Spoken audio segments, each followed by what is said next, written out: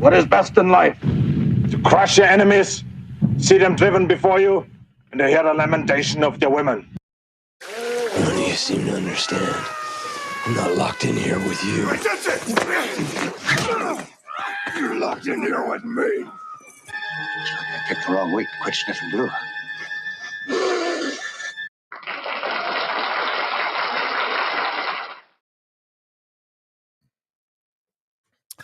All right. What is it? Friday? Friday night? Must be the Friday Night Radio Baloney Live. I'm your host, Richie Baloney. How's everybody doing? Hope everybody had a great week. Who we got in here? Who got the first like? Trudeau Survivor. It was hard surviving Trudeau. It really was. Trudeau Survivor got the first like. So what shall it be tonight? Now, everybody knows that we're streaming on Rumble, on YouTube, on X, on Locals. And everybody knows that you get free good karma every time. Free, like, top quality Radio Baloney good karma every time you like the stream. Obviously, subscribing to the channel as well. But when you get that first like, you get, maybe it's double, maybe it's triple, maybe it's quadruple. I've even gone as high as quintuple good karma. But that's really special occasions. We've never gone as high as, what would be, septuple? I think we're going to go quadruple good karma tonight. Trudeau Survivor, that's 4 times the good karma for you. What a beautiful thing. So, something good is going to happen. It could be something small, like you just find, like, I don't know, like a quarter in your house or something. That's small, but hey, better than nothing, right? It could be something bigger. You could be walking down the street. All of a sudden, you notice your shoe is untied. You bend over to tie up your shoelace. Right, and it takes you a while because, I don't know, for some reason you forgot how to tie your shoelace. It takes you, like, I don't know, like 30 seconds or something. And then all of a sudden, while you're doing that, something comes rocketing out of the sky. It's a meteor. A meteor. I mean, who was going to expect that? It crashes into a Chinese electric vehicle, explodes.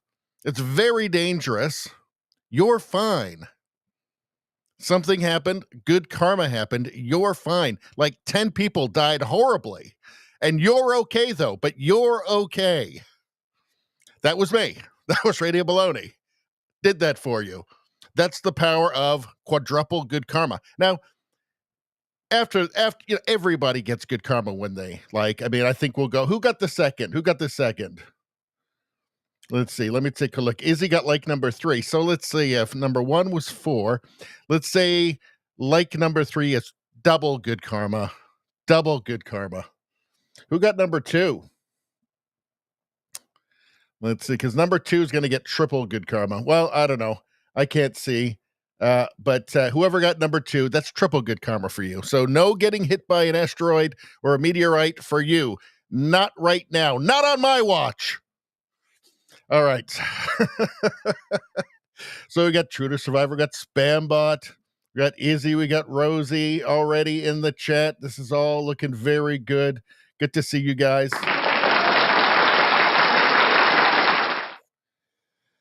All right. So let's just check out the chat a little bit before we get started. Well, you know what? No.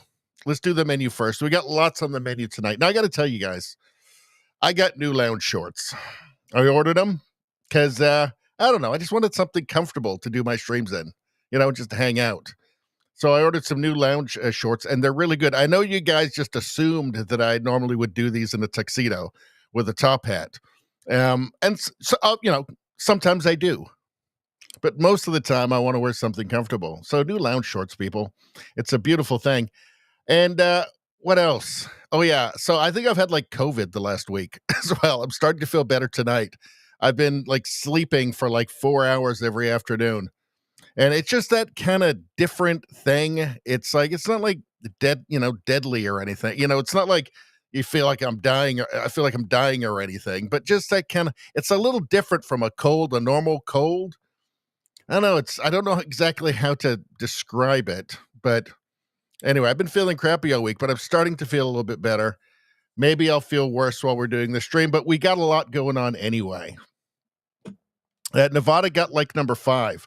So let's see. So 4 for number 1, 2 for number 3. That's 3 for number 2. 4 would be, I'm going to say 1.2 2-5. Good karmas for you, JJ. Good to see you. All right. So let's go through the menu. We'll just quickly look at everything we're going to be covering. Then we'll go back to the chat. Then we'll get into the stories in detail. John Bolton talking about karma. Talking about karma. Not going super well for him. What else we got? Trump tariff. So the houseplant, Mark Carney, because basically he's just a houseplant at this point. He's just totally useless. He is totally capitulated, and which withdrawing the retaliatory tariffs is actually the right thing to do. I've been saying right from the start that retaliatory tariffs are stupid and counterproductive and pointless because the economy down to the south of Canada is 13 times the size. So it's just not going to work. You can't win a trade war. But what this has accomplished is wasting months and the accompanying pain and economic damage to the country and pain on Canadians in all that time. Totally pointless, total waste of time. It just resets us back to zero again while other countries were getting deals. So here we go. This is what you get. I'm sure he'll just continue to screw up, though, over and over again. We call him a smart tard because he's supposed to be smart, but he's really a tard. Really a tard. Or maybe he's just a globalist who does not care about Canada, cares about his global net zero fantasies. Who knows? Yeah, some more Mark Carney stuff. We're going to, of course, talk about that. Pierre Poilievre has come back stronger from the last election, and he's come back way more based. I think he realized he allowed himself to be convinced to, he allowed his message to be watered down, is what happened in the election. And he realizes that was a mistake, and he's coming back way more based than ever. And he just has to just keep doing this. The answer is not to try and be Carney light. That's pointless. Be your own man, Pierre, and he's doing it. Of course, we've got some Canada media bias here, which, of course, we're going to go into. Of course, we have to do that. We've got some memes, of course. We've got some... It looks like looks like New York's not getting all of Trump's money after all, which is funny. Let's see. We have here this. Well, I mean, I think people are kind of interested in this because, hold on a second. I think people are interested in this. Hold on. God damn it. Anyway, so the break-in, I think this has made news, not just in Canada, but the guy in Lindsay, Ontario, guy broke into his house 3:20 in the morning. He defended himself, and with a knife. The guy who broke in was armed as well, but this guy, the tenant, defended himself and is now being charged. 3:20 in the morning. I think we have some pretty ridiculous standards for self-defense in Canada. We're going to take a look at that. Let's see. Yeah, just some general stuff about Canada here. We got a little bit of new stuff, something you guys sent in. I've seen this before, but I thought it's always good to have a refresher on the World Economic Forum. The World Economic Forum that's like totally infiltrated Canada, by the way. Here's possibly the next leader of the NDP in Canada. I don't know how much of a chance he's got, but he does kind of embody the absolute loony fringe left in Canada, so I'm sure he's got a good shot. UK is just being... God damn it. The UK is being... well, it seems determined to turn into Airstrip 1 from 1984. Not good. Woke mind virus stuff. Well, this is some gender stuff here. I don't know. I actually just feel sad for this person. We've got some stuff on what's happening in D.C. with basically securing D.C., trying to make it a livable city. J.D. Vance talking about that. And then we have the last tab, which actually doesn't have that much in it. It's usually a mix of different stuff. We don't have any animal stuff in here, actually. That's the first time in a long time. Oh, actually, we got one. And then that's it. And then it'll be over, and that'll probably be, I don't know, 3.5, 4 hours later. So that's all the stuff we're going to talk about. Let's get back to the chat for a minute. And what are you guys talking about? Then we'll get dug in. We'll start digging into all this news. All right. What the heck are you guys talking about? Looks like we got Steve over on YouTube. Good to see you. Second like tonight over on YouTube. So that would be triple good karma for you. So make sure you write in a testimonial next live stream. So we'll find out what good thing happened to you because of all that beautiful, beautiful, pure good karma that you got. Let's see. Spambot says he hates YouTube. YouTube is just causes problems. Let's see. All right, what are you guys talking about? Let's see.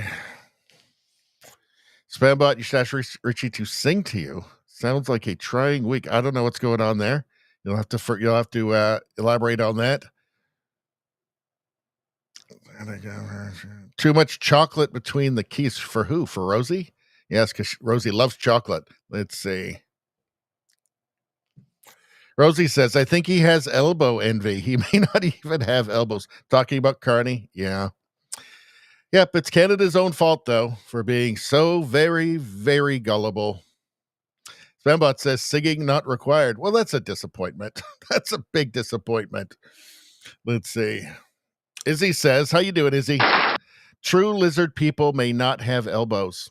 Yeah, true lizard people may not have elbows. He probably doesn't. His arms probably go bend the wrong way, actually.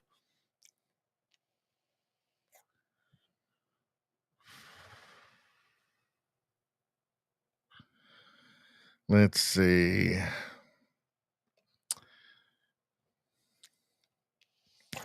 Trudeau Survivor says, I'm going to use my quadruple good karma later on in the chat by saying something truly awful.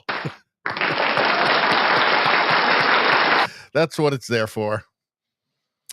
Let's see. I encourage everybody to say things that are truly awful in the chat. I'm not going to promise you I'll read it, though.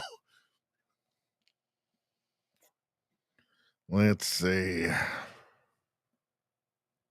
Nevada says, Richie, sounds like you've been suffering from low energy like me this week. It's not Tuesdays or Thursdays, Nevada. I know what you're getting to there.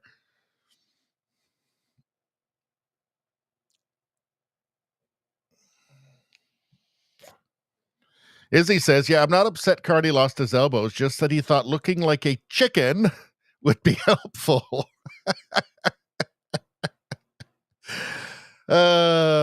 Carney, it's all our own fault. I mean, I didn't vote for him, but, collectively.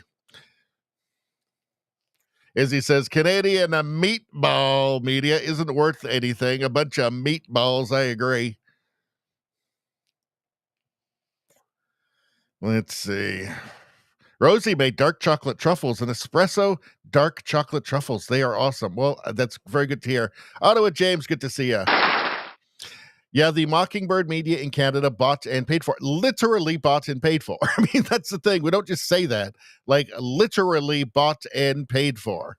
Receiving subsidies at the very least in some measure.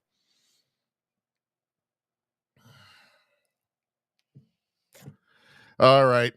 Well, that's it. Let's get started in on the news then, shall we? Or maybe we should do an ad read, an early ad read. That might be fun. That might get me into the groove. Let's see. NFL tune in preseason. It's telling me I've got to stick directly to the script, and I'm going to do that. But we'll do an ad read later where I can play with it a little bit later on. But this one, we'll just stick straight to the script, and that's okay. Set your clocks, mark your calendars, and buckle up for the best NFL primetime football action. Starting September 4th on Westwood One, you can catch all the bone-crushing hits, last-second heroics, and edge-of-your-seat action that NFL Thursday, Sunday, and Monday nights have to offer. And it's a lot. Whether you're tailgating, driving, or chilling at home, don't miss a single snap. Listen on the NFL app, the Westwood One Sports app at westwoodonesports.com, or just say, Alexa, open Westwood One Sports. If it's the NFL, it's on Westwood One.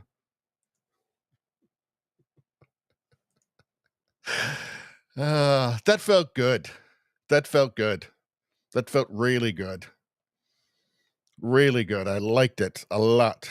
I wish I could offer them some of my anti-communist propaganda, but I'm afraid I have to stick to the script. I'm sure they would enjoy it, though. All right. So, yeah, let's get to it. All right. So, what is happening? What is happening? Chickens coming home to roost, perhaps? I don't know. All I know is that John Bolton really could use some of that Radio Baloney good karma. But would he ever come on this channel? Would he ever come on this channel? Well, I don't know. Am I like an appalling, like, war pig? No, I'm not. And you guys aren't either. So he would probably never watch this show. Hold on a second. Rosie gives me a review here of the ad. Ad, Westwood One, fierce growls, excellent rate, 10 out of 10.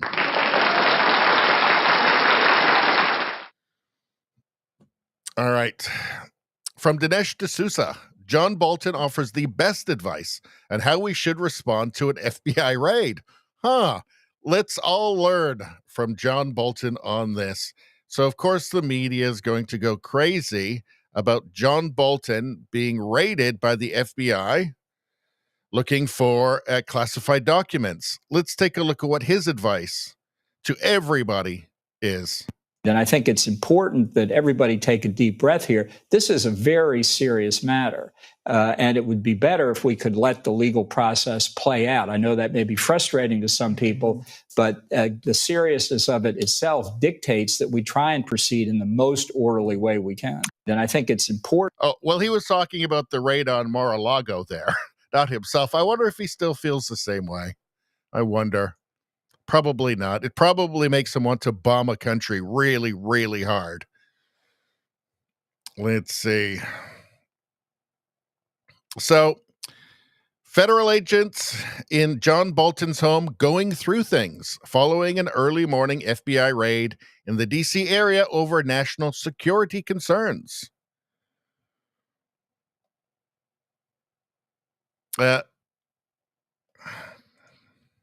So let's listen here. Hold on. Biden became president. The probe dropped when Joe Biden became president. So is this picking up where that left off, David? It's possible. I don't know with 100% certainty, but it is notable, guys, that John Bolton, Ambassador Bolton's security clearances were stripped earlier this year by President Trump. Tulsi Gabbard, the director of national intelligence, took that security clearance away. They had concerns. The administration had concerns about Ambassador Bolton still being able to access some of these documents and have some of those security clearances. It's also notable that John Bolton had a security detail as well. Because of the threats from Iran on his life, that security detail, that government federal paid security detail, was also taken away by President Trump. The probe dropped when Joe Biden. All right. So, hold on one second. So here's Roger Stone commenting on it. Now, you remember Roger Stone was raided at like 6 o'clock in the morning, let out in shackles. He said the man on the left had his home raided at 6 a.m. because he did something wrong. The man on the right had his home raided at 6 a.m. because he didn't. Karma is a bitch. Well, I'm sure John Bolton was all for it when that happened to Roger Stone and also Mar-a-Lago. So this was about the reason that this raid happened is because there actually had been a prior investigation into John Bolton about information that he published in his book, in a book that he had written that he shouldn't have released. It was classified information that he shouldn't have had or shouldn't have released. In fact, hold on one second. I've got something here. Okay, hold on. All right, hold on a second. So first off, John Bolton was not arrested. The federal agents executed a court-authorized search warrant Federal agents executed a court-authorized... okay, rant juice, hold on. There we go. Federal agents executed a court-authorized search warrant on his home in Bethesda, Maryland, and his Washington, D.C. office. He was not detained or charged with any crimes. The operation, led by FBI Director Kash Patel, was part of a revived national security investigation in search of classified records, according to multiple sources familiar with the matter.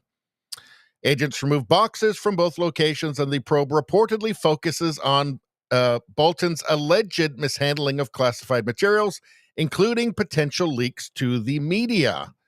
CIA Director John Ratcliffe provided Patel with intelligence that formed the basis of the warrant. The search is directly tied to Bolton's 2020 memoir, The Room Where It Happened, which the first Trump administration unsuccessfully sued to block on grounds that it contained classified information. The Biden administration launched but later dropped, surprise, surprise, the investigation in 2021, citing a low likelihood of prevailing in court and no political motivations. In other words, they just didn't want to do it. Now, I want to show you something else, because this is connected as well to the Russia collusion hoax. The hidden memo allegation.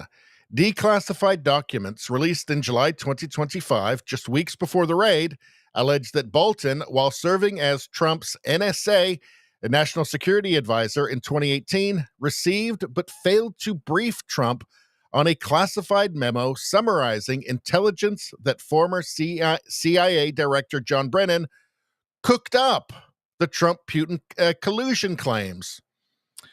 Bolton reportedly secured the memo in an NSC safe instead of sharing it, potentially withholding exculpatory evidence during the height of the Mueller investigation. So he's knee-deep in it, John Bolton.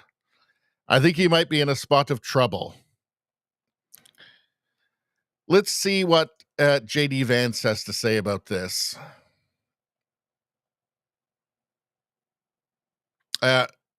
Yes, so here is... all right, let's take a look at this quickly. But, you know, a lot of people have already looked at this and said, this looks a lot like retribution. Is this retribution? Well, who has said it looks a lot like retribution, Kristen? A lot of people who tried to throw Donald Trump in prison for completely fake charges that were later thrown out by multiple different courts. I suspect that if the media and the American people let this case actually unfold, if they let the investigation unfold as it's currently doing, they're going to find out that what we're doing is being very deliberate and being very driven by the national interest and by the law here. And that's as it should be. But, you know, a lot of people have already looked at. So she's, you know, I mean, that's the left's, you know, blanket thing, right? That it's all retribution. It wasn't retribution when Biden was doing it. That was all totally legitimate, even though on its face, none of it was actually. But a lot of people who tried to throw Trump in prison, he says, who has said it looks a lot like retribution? A lot of people who tried to throw Trump in prison. And it just exposes the hypocrisy of the media there as well, doesn't it? Let's see. Here it is. Devin Nunes, Barack Obama raided Mar-a-Lago because he wanted his manufactured intelligence community assessment report back. So this is not, I guess, directly tied to John Bolton, but I think it's important. Hold on. Mar-a-Lago, because they were looking for this. They were looking for the intelligence community assessment, your report on Russia's influence campaign targeting the 2016 presidential election. That's why they raided Mar-a-Lago. I believe it had to be one of the things that they were looking for. Because, look, that report is pretty damning. Now, critics say some members of the Obama administration could face legal implications for their actions here, and Biden officials could potentially face similar exposure for covering it up. The CIA director, from whom we just heard, wants to know ultimately if it all adds up to a criminal conspiracy. to Pam Bondi and our Department of Justice, Kash Patel, and our FBI to investigate the conspiracy to do what and what charges that they're capable of bringing. But again, I don't think statute of limitations are going to impact, because in a conspiracy, Maria, the statute of limitation doesn't start to run until the last act in furtherance of that conspiracy. Yeah, if they're going looking for the ICA, that's just one more cog on the cover-up machine, isn't it? Boy, this whole thing is it's just really crazy. I want to show you this from Matt Taibbi. This is one project that has to be a team sport. So this is from another document that's been released. This one on 12th of August, 2025. So let's read this. So this is from James Clapper to Michael Rogers. So James Clapper tells Intel chiefs in December 2016 that an upcoming Russia intelligence assessment must be unanimous in the spirit of this is our story and we're sticking to it. More devastating docs from Tulsi Gabbard, DNI Tulsi Gabbard. Mike, John, Jim. Understanding your concerns. So this is Michael Rogers, John Brennan, and James Comey. It is essential that we be on the same page and are all supportive of the report in the highest tradition of that's our story and we're sticking to it. So lying, misleading. This evening, CIA has provided the NIC the complete draft generated by the ad hoc fusion cell. We will facilitate as much mutual transparency as possible as we complete the report, but more time is not negotiable. We may have to compromise on our normal modalities since we must do this on such a compressed schedule. This is one project that has to be a team sport. That means the outcome is already decided. So the outcome was decided before the investigation. Before. So that means this is our story. We're sticking to it. This means we already know what we want to find. And that's what we're going to find. It's basically show me the man, I'll show you the crime. So that was a response to, let me just check the dates there. There's December 22nd at 7 a.m. And this one is 22nd, 7:43. So that was a reply to this from Michael Rogers. I've just returned from a TDY overseas and been updated on the current status of our efforts to produce a joint product related to Russian attribution and intent for the DNC DCCC hacks. I know that this activity is on a fast track and that folks have been working very hard to put together a product that can be provided to the president. However, I wanted to reach out to you directly to let you know of some concerns I have with what I am hearing from my folks. Specifically, I asked my team if they'd had sufficient access to the underlying intelligence and sufficient time to review that intelligence. On both points, my team raised concerns.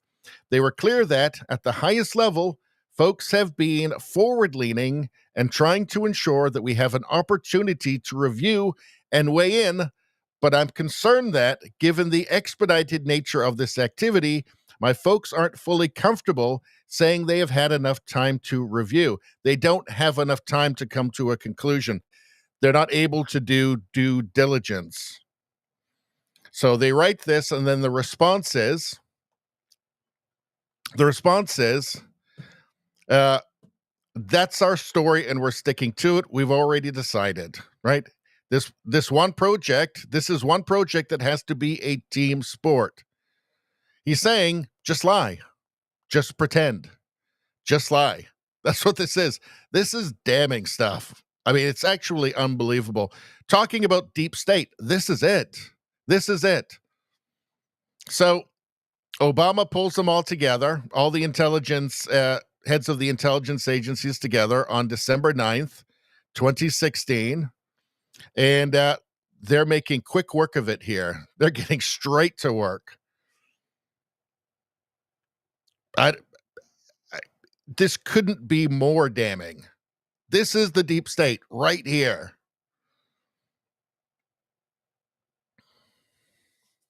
How about this? Newly declassified documents, this is from August 12th, show that Comey ordered the FBI to assist the New York Times in the writing of one of their articles. Investigators learned the FBI Office of Public Affairs, OPA, was told to assist the New York Times with the April 2017 article. So just telling them, this is August 12th. Remember that, sorry, this was April 2017, April 2017 article. Let's remember, Obama, December 9th, 2016, pulls the heads of the intelligence agencies together, tells them this is the direction we're going, essentially instructing them to put together a hoax, a Russia collusion hoax. Now here they are working with the media, which everybody already knew, but here's hard evidence of that. So it can't be denied. It's not just, that would make sense, or I think. No, this is it. Here's evidence, hard evidence that they're using the media to perpetrate the hoax. As part of the FBI's assistance, FBI officials Peter Strzok and Lisa Page were interviewed by the New York Times. Peter Strzok and Lisa Page. So the two Trump-hating FBI officials. So it's all right here. I mean, everybody knew it. It's just that everybody knew it. It's just that now there's real hard evidence. Matt Taibbi says, this is back on August 7th, the Russiagate story is a guillotine hanging over the head of conventional news. Admitting all those fakes would be fatal, and now they additionally have to reevaluate their coverage of mid-year exam, Obama's exit. Well, they won't, though, right? They won't, because they're still playing on the same team, and they're going to do everything they can. Where all this will lead, I don't know, but I think it's going to lead somewhere. I don't think it's just going nowhere. All right, so let's move on. Let's go back to the chat for a minute. Let's see. I'm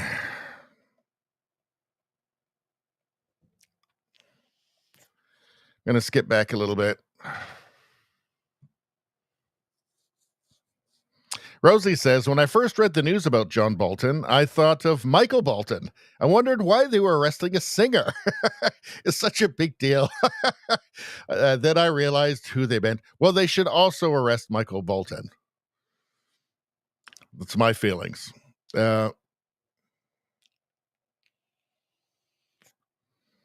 Let's see. Ottawa James says, this summer just whizzed right by. It sucks. It did, actually. You're right. But they just, every year now they do. Let's see.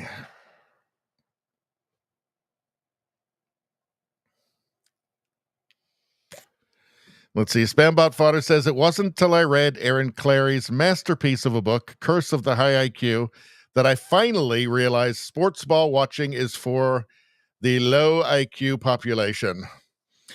Well, I'm not going to say everybody who watches it is an idiot. There's some pretty smart people who like to watch sports. For me, it's a waste of time. It really is just a waste of time. It's like an opiate, I guess, opiate for the masses, But I still watch, for me, I had a compromise. So I got rid of NHL, NBA, NFL, all of that, CFL, all of that. And I just settled for boxing on Saturdays. Boxing on Saturdays. That's it. It's just one day. Well, combat sports. Sometimes I watch UFC as well. I've got one day. I like it. It turns my brain off. It is an opiate for me on those days.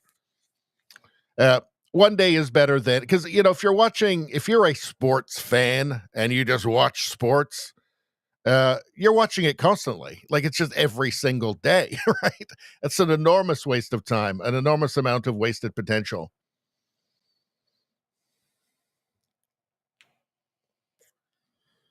Let's see. Spambot says Scott Adams released a comic about Bolton today. Funny stuff. Scott Adams is good. I don't see his cartoons very often now. I guess maybe he puts them on X sometimes when I do see them. They're always good. Nevada says, talking about John Bolton here, he's been around trying to start wars for decades. It's just constant with that guy. He would happily start up, if he had the power to, he would happily start World War III and nuclear Armageddon. I think that's his greatest dream. It's just for the whole world to go up, the whole world to be vaporized.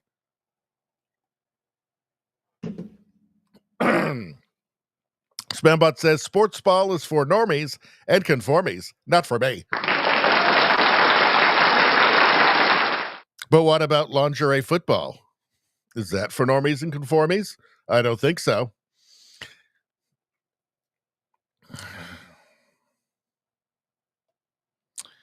Let's see.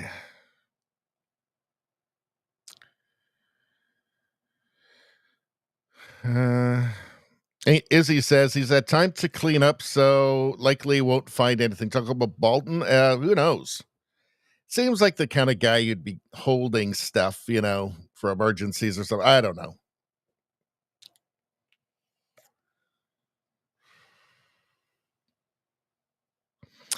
Trudeau Survivor says, I can't read this. I can't read that. If they search the Obamas, they would not find a strap on. I can't read that. Good Lord. Terrible. Let's see.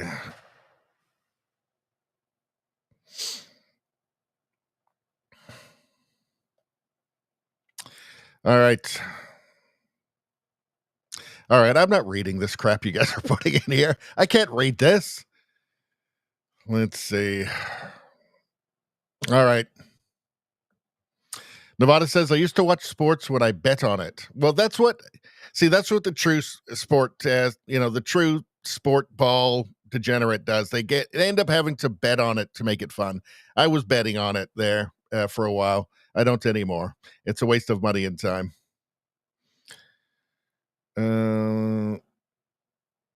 All right. Let's get to the next thing. So,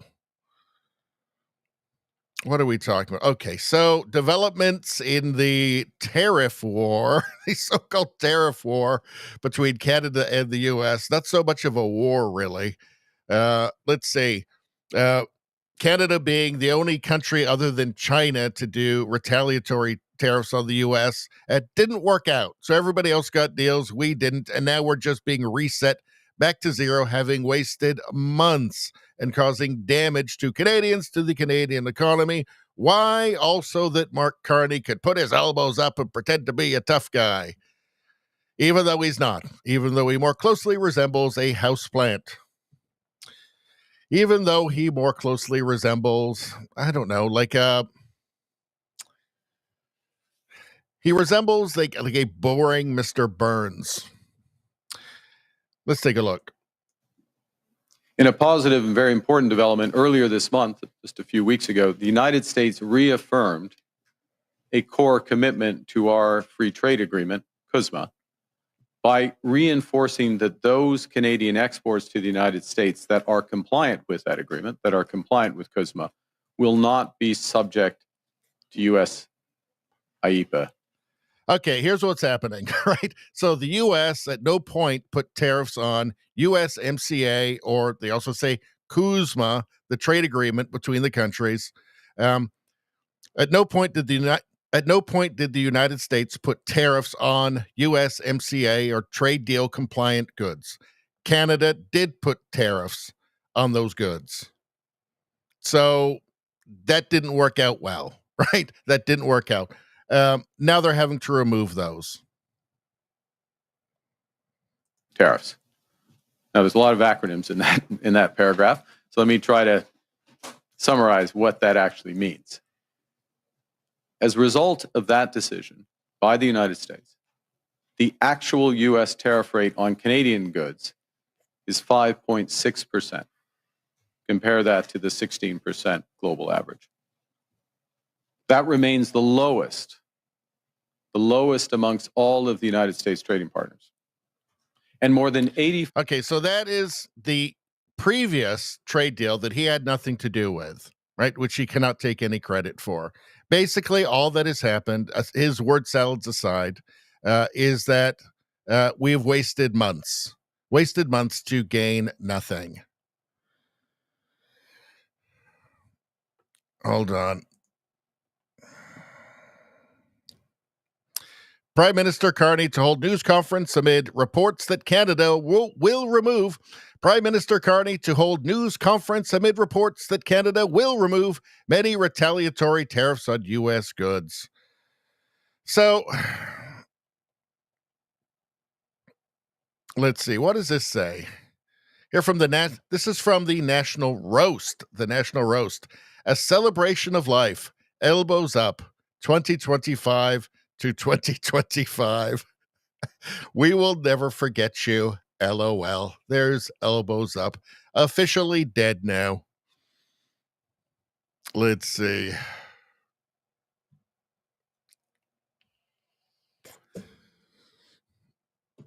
Question to Carney. You're talking about this putting us in a good position in the next phase, presumably the CUSMA negotiations. Yes, those are next year. Let's hear his word salad on this.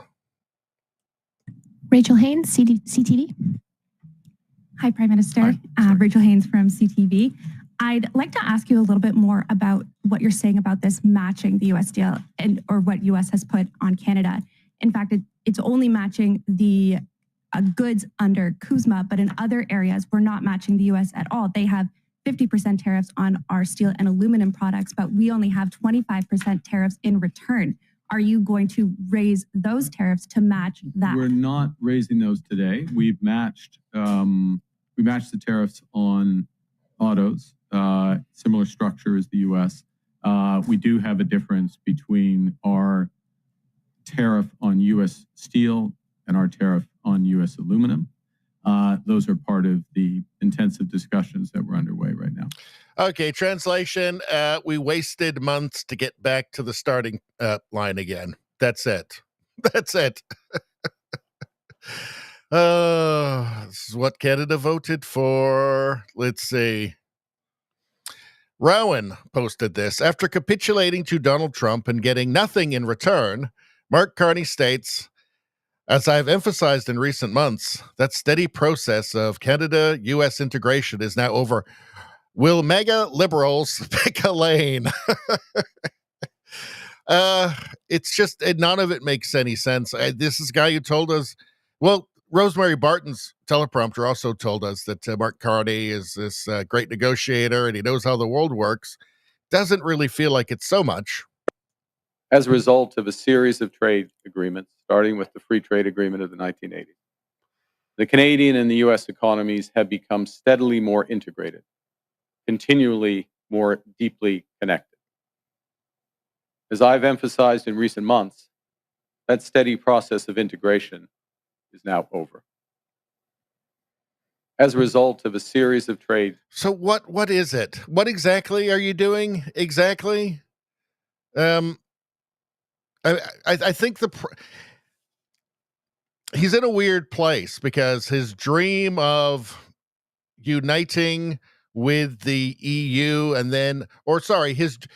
his dream of leading the EU in some global trade war against Trump has not materialized, as obviously it never was going to.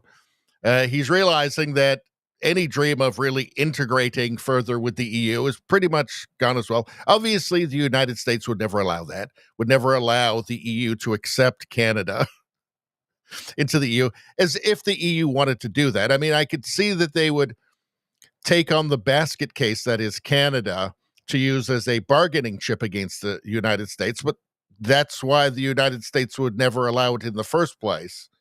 So what is it? What's going on? The Europe thing isn't working out so great. It turns out they don't want that much of our cheese. So what's happening? So it's over with the United States, but also we don't have anything else. We've also got massive tariffs, worse tariffs on us, much worse tariffs from China. So what's happening exactly? It kind of didn't feel really that heartfelt when he said the relationship's over there, did it? That was really just muscle memory. Let's see. President Trump reacts to PM Carney's removal of Canada's retaliatory tariffs on U.S. goods. Let's see. What does Trump have to say about all this? Call with Prime Minister Carney of Canada yesterday morning. Yes. Actually, Canada is taking away some retaliatory tariffs. He's removing his tariffs, yeah. He's removing his retaliatory tariffs, which I thought was nice. And we're going to have another call soon. Okay. Yeah, we had a very good call. You're getting closer towards an agreement on trade? I like him. You know, look, I'm fighting for the United States. Canada and Mexico have taken a lot of our business over the years, over 25, 30 years, especially during the Biden years. They took a lot of our business, and it's basically all coming back into the United States now. We're hot as a pistol, and it's coming back in. Because of tariffs and the incentives we give, it's coming back. And it's impossible, I think, for another country to stop it. And we are working on something. We want to be very good to Canada. I like Carney a lot. I think he's a good person. And we had a very good talk yesterday. So I think it'll be good. Geez, liberal voters. I wonder if that was more reverse psychology. You know, I doubted that. You know, I kept hearing this.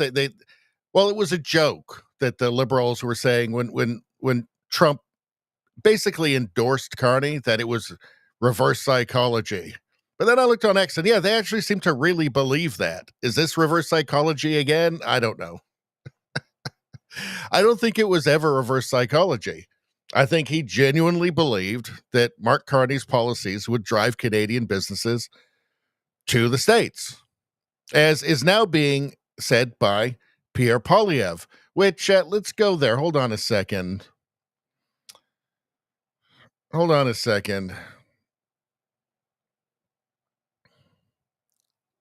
Here we go. What did he say here? Mr. Poilievre, on steel and aluminum, the federal government has not yet matched the tariff rate on steel and aluminum. The U.S. is currently at 50%, while ours is at 25%. Would you like to see them raise that up to 50% and match the U.S.'s rate on steel and aluminum? Well, my preference would be to see the Americans lower their tariffs so that we can reinstate free trade. But one tariff that I will be cutting for sure, and I will push the Prime Minister to cut for sure on our steel and aluminum, is the industrial carbon tax. I find it astonishing. Well, I understand Donald Trump's priority is to take Canadian jobs and move them to the United States. He's been very blunt about that. Who's been saying that forever? Who's been saying that the entire time? Who's been saying that, chat? You know who's been saying it. I've been saying it. I've been saying it the whole time. You guys too. So, hold on.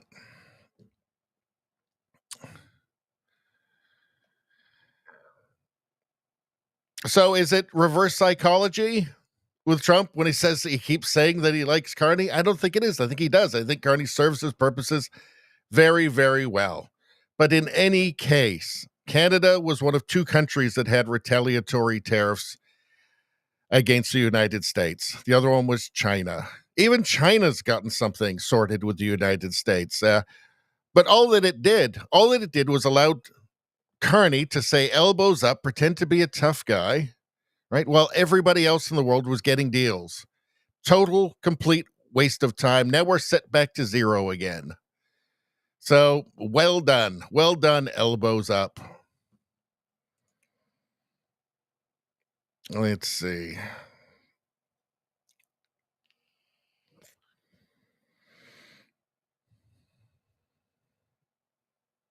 Let's watch this. Is this the same one? All right, let's watch this quickly from Pierre Poilievre.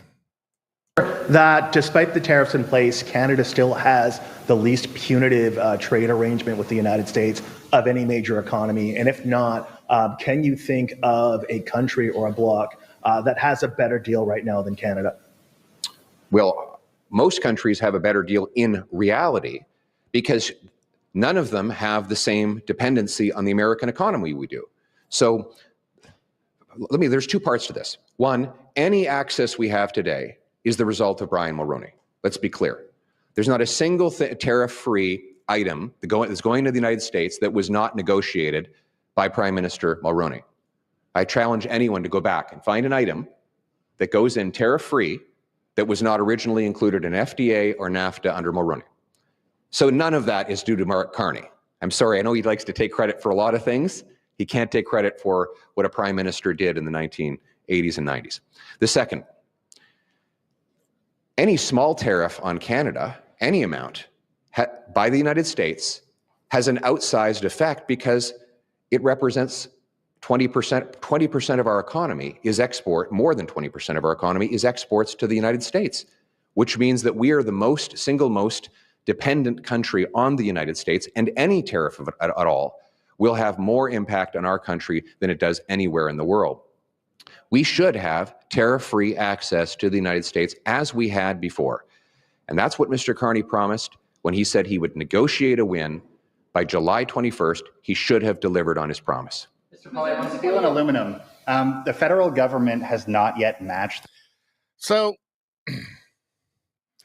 yeah, so Carney has really nothing to do with Carney has really nothing to do with the trade relationship other than the increased tariffs. So that's Carney's legacy so far, the increased tariffs. But, and I was just going to say something, and I've completely forgotten what it was because I looked in the wrong direction for a second. What was I going to say? Let's see. It's going to come to me. It's going to come to me. Maybe more ranch juice. Hold on. Oh, yes. One of the reasons why the situation is so dire right now is because whenever you have leftist governments, they leave you no room for error. They always max out the credit card. They run up the debt with the liberal of the last 10 years legislation to just cripple any kind of development in Canada with the taxes, with the regulations, basically forcing money to leave the country, investment to leave Canada and definitely not come in. You've got no room for error. You've got no room for error, right? We should have been sending our LNG to Europe for years now, right? We should have been giving ourselves some wiggle room, and we haven't because of appalling leftist policies, terrible leftist policies. When you have a leftist government, especially a radical leftist government like we have in Canada, you're always on the edge of disaster, because they just run everything into the ground. They max out the spending, right? They run up the debt. Everything is always in the worst possible situation. So interest rates in Canada forever. We didn't need that as just another problem, right? Mass immigration, right? Stressing every bit of infrastructure in the country. We didn't need that. Everything is in the worst possible situation, right? When disaster strikes. And there's nothing you can do because nobody's thought about it. Nobody's done anything. It's just keep going. It's just it's just idealism eternally. No thought to tomorrow. It's the same every single time in every single country when leftists gain power for long enough. They always do the exact same thing. All right, let's hear from Fat Trudeau. What does he have to say? Doug Ford, fake conservative. I spoke with Prime Minister Carney following his announcement to stress the need for an agreement with the United States that provides relief to our tariff-impacted sectors, including steel, auto, forestry, and copper. If the federal government can't achieve that, they need to hit back hard against U.S. tariffs and provide additional supports for workers and businesses in these. What does that mean? Hit back hard against U.S. tariffs? What does that mean? Like destroy more U.S. booze that we already paid for? What does that mean? It's nothing. It means nothing. It's just stupid. It's just idiotic. So just keep doing the thing that got us nowhere, that actually got us in a much worse place. This guy will never be. I know he wants to be leader of the federal conservatives. He will never be. He is just too hated by real conservatives. All right. All right. Norman Spector. So Brian Lilly posted this from Norman Spector said, back in the day, the PM of Canada would have been invited by the president of the US to balance the Europeans, which is how we got into the G7 in the first place and why we are still there. Yesterday, it appeared you were finished by Trump. So I guess talking about the president of Finland there. Mark Carney, this morning I spoke again with leaders of the Coalition of the Willing. We are working closely with President Zelensky and our partners, blah, blah, blah, blah, blah. Yeah, he was on a Zoom meeting and he was in the corner, down in the corner, probably muted. This is what we got. It's just the worst of all worlds. So you have the leaders of Europe and Trump meeting with Zelensky on the Russia war, peace negotiations, which I don't think are going to go anywhere, and it doesn't look like they will anyway. But Carney, who's Canada's right there, way closer than Europe, way closer, not even invited down. I don't know. We really are just becoming just a global laughingstock. What's this? Mark Nixon posted this. If you want to laugh this evening, here it is. Canada named most positive leader on world stage. Oh, the propaganda, the river of propaganda, the tsunami of propaganda. It never ends. It never ends. All right. What's this one? All right. So we're going to get to that next. Let's go back to the chat for a minute. Let's switch up the thing. How about the boat show? Let's watch the boat show. Let's see. What are you guys talking about? Let's see. Let's get back a little bit. JDL, how you doing, JDL? I'm of Canadian descent, JDL says. Well, that used to be a good thing. Turtles says, hello. How you doing, Turtles? Got the 8th like, so hence the good karma in the small degree. Be right back. Have to have the salmon pole to what's that mean? I don't know what's going on. 8th like is 1.05 good karma. There we go.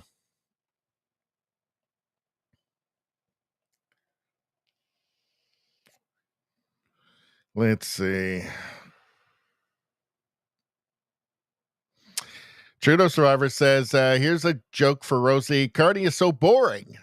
He was practicing a speech in the mirror, and he passed out. How about the reflection in the mirror passed out? Let's see.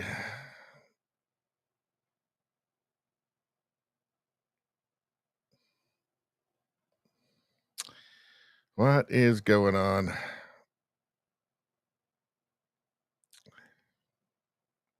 Ottawa James says, good for you, Pierre, spitting facts. Well, he's just gotten really based now. I mean, he was pretty based before the election, and then he just kind of watered it down.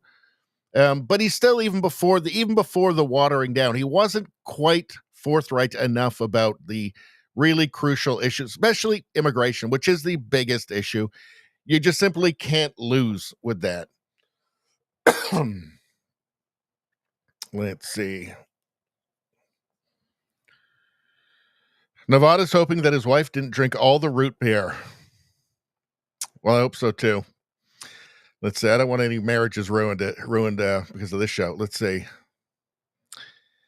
Ottawa James says even Bolivia tossed socialism after 20 years. Well, eventually people figure out that this is bad. Like, I hate living like this. Let's see.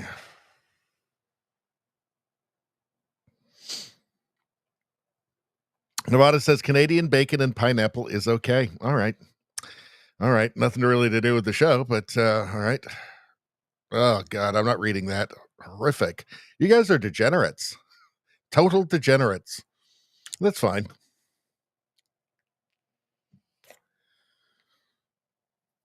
Radio Streamer says, wait, can fermented bird go on a pizza like anchovies? I think you mean dead bird wrapped in seal skin and buried in the ground for 3 months until fermented.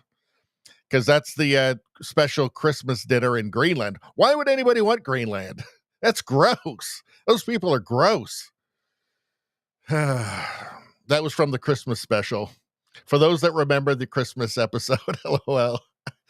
What'll I do for this year's Christmas episode? I don't know. I'll have to come up with something good. Maybe something similar, because it seems to go over pretty well. Let's see. So here we go. Pierre Poilievre. So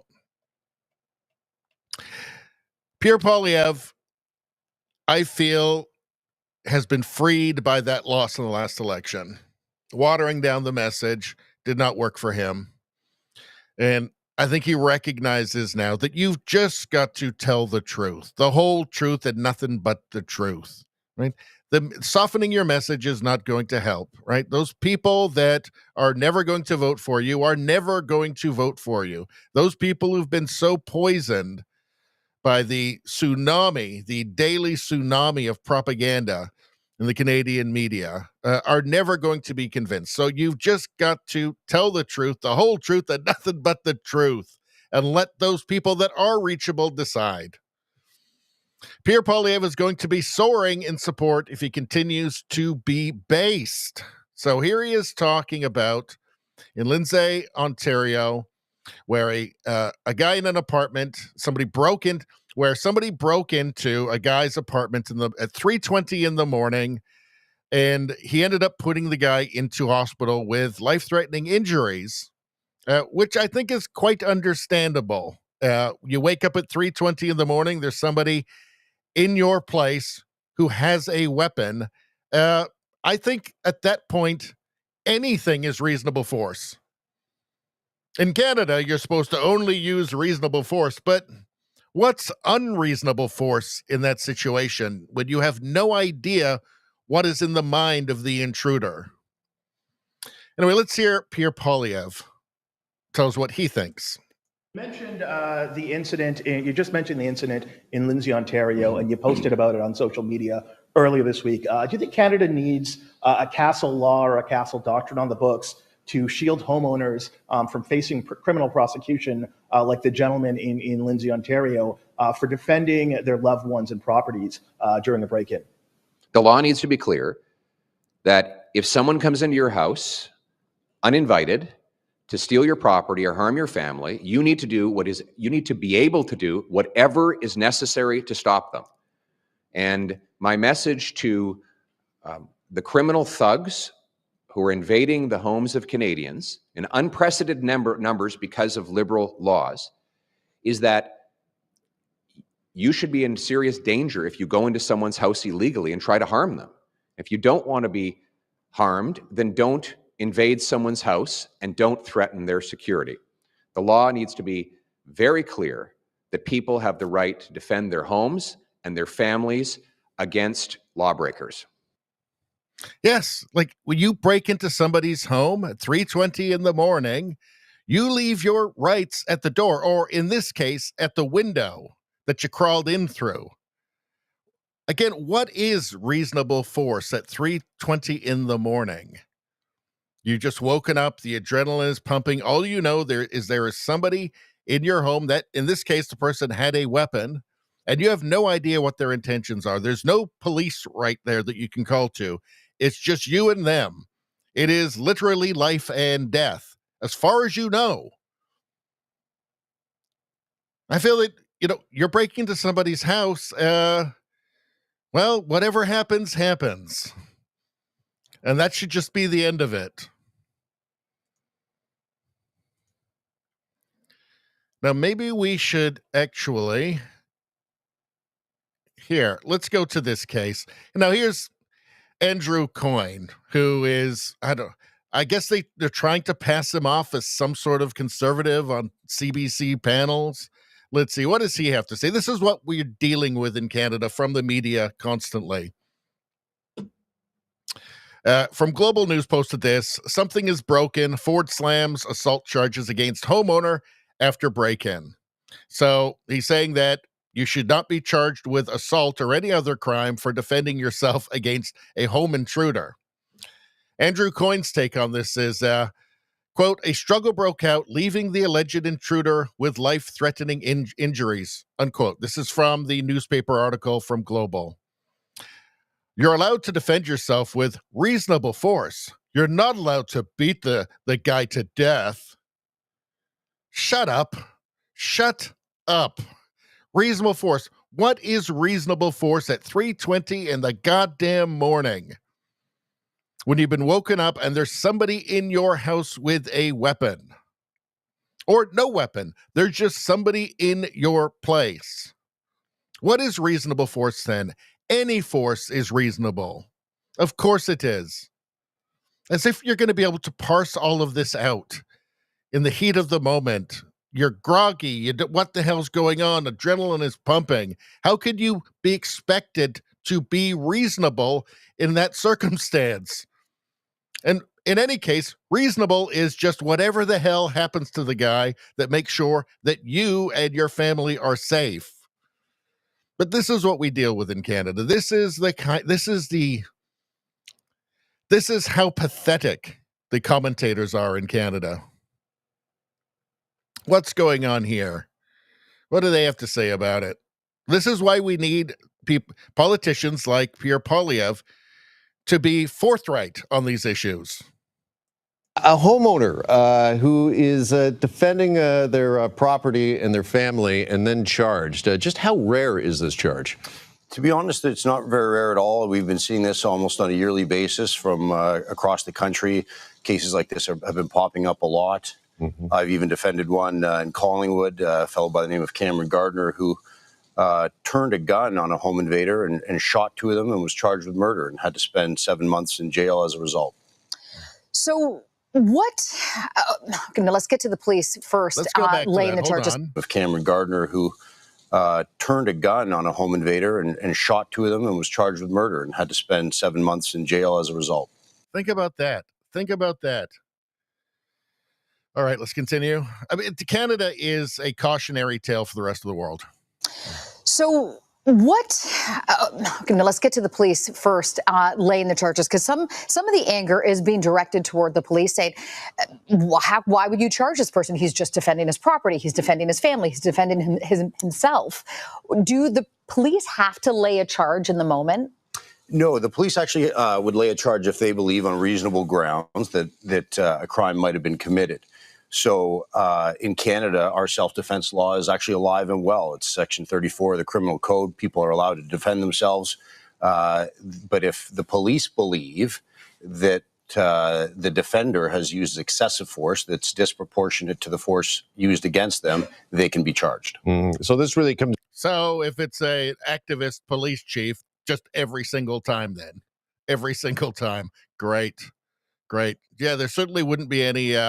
activist police chiefs.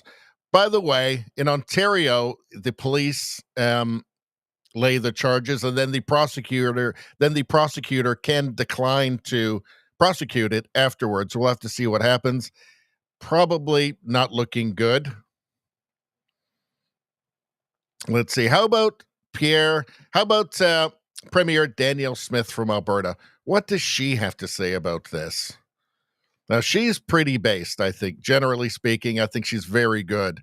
Let's take a look. Premier, I wanted to get your reaction to an incident, I believe, in Lindsay, Ontario, where a man is now facing criminal charges for defending himself from a home intruder. What are your thoughts on that situation? Well, if you don't want to get shot or beaten up, don't break into people's houses. It's pretty straightforward.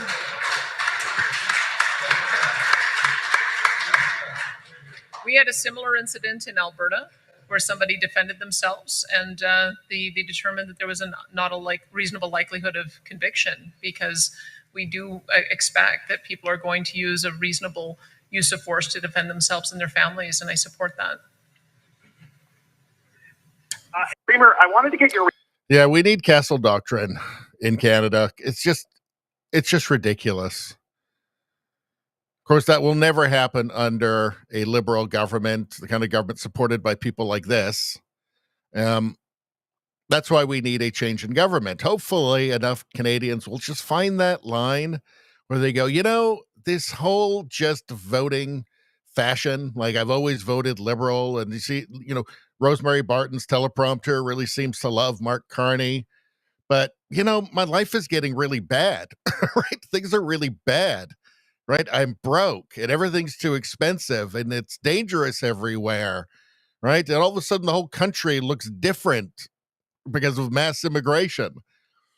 Enough people, there's lots of people who will never find that line, right? Like there are people in Canada who, if Mark Carney said that his next plan to make Canada a global leader in something was to kick, homeowners out of their homes, replace them with people that he's, mass immigrant, replace them with mass.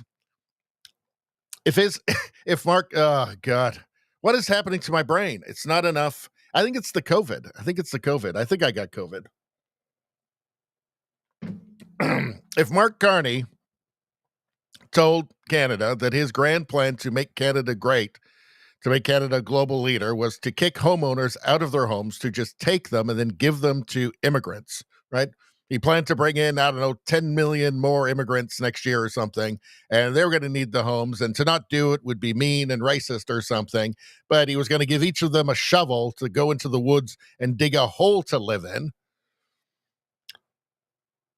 They'd still vote for him because the CBC teleprompters would tell them that the Conservatives are mean. They're mean, and they're racist, too. You wouldn't want to be that, would you? And besides, you get a free shovel. You get a free shovel. Sure, you don't get your home anymore. Sure, you've got to live out in a hole in the ground. But people say that Pierre Poilievre is like mean or far right or something, or he's like Trump or something, right? But the hope is that enough people find that line where they go, yeah, I can't afford to have boutique politics anymore. Right, I've got to vote on reality now, right? Reality has asserted itself, and I have to listen because reality seems to have a really good argument. All right, there, I recovered well there. Let's move on. Let's go back to Pierre Poilievre. Although maybe we'll go back to the chat for a second. Okay, back here and then to the chat. Back to the boat show, and you guys are just talking about food. What the hell? What the hell? Let's see. Rosie says, so let me get this straight. In Canada, I must ask the intruder to hold that thought, then make a list of the pros and cons of each weapon. Guess the element of surprise is kind of lost. Well, it has to be reasonable. And who's going to decide that? Probably an activist police chief, an activist prosecutor, and an activist judge. So, and that's just Canada now. That's Canada now. And in any case, the expectation of reasonable force in that situation is ridiculous. I'm sorry, you break into somebody's house in the middle of the night at any time. I mean, that's your sacred place, right? That is sacred for you. Your home is sacred, no matter what else is happening in the rest of the world, your job, whatever, right? You go home, that's where you need to feel secure. Right, to intrude on that, to destroy that sense of security is a horrific crime. And once you leave your rights at the door. As far as I am concerned, you leave your rights at the door or the window or however the hell you got in. You don't have any rights anymore. Whatever happens, you had it coming. Let's see.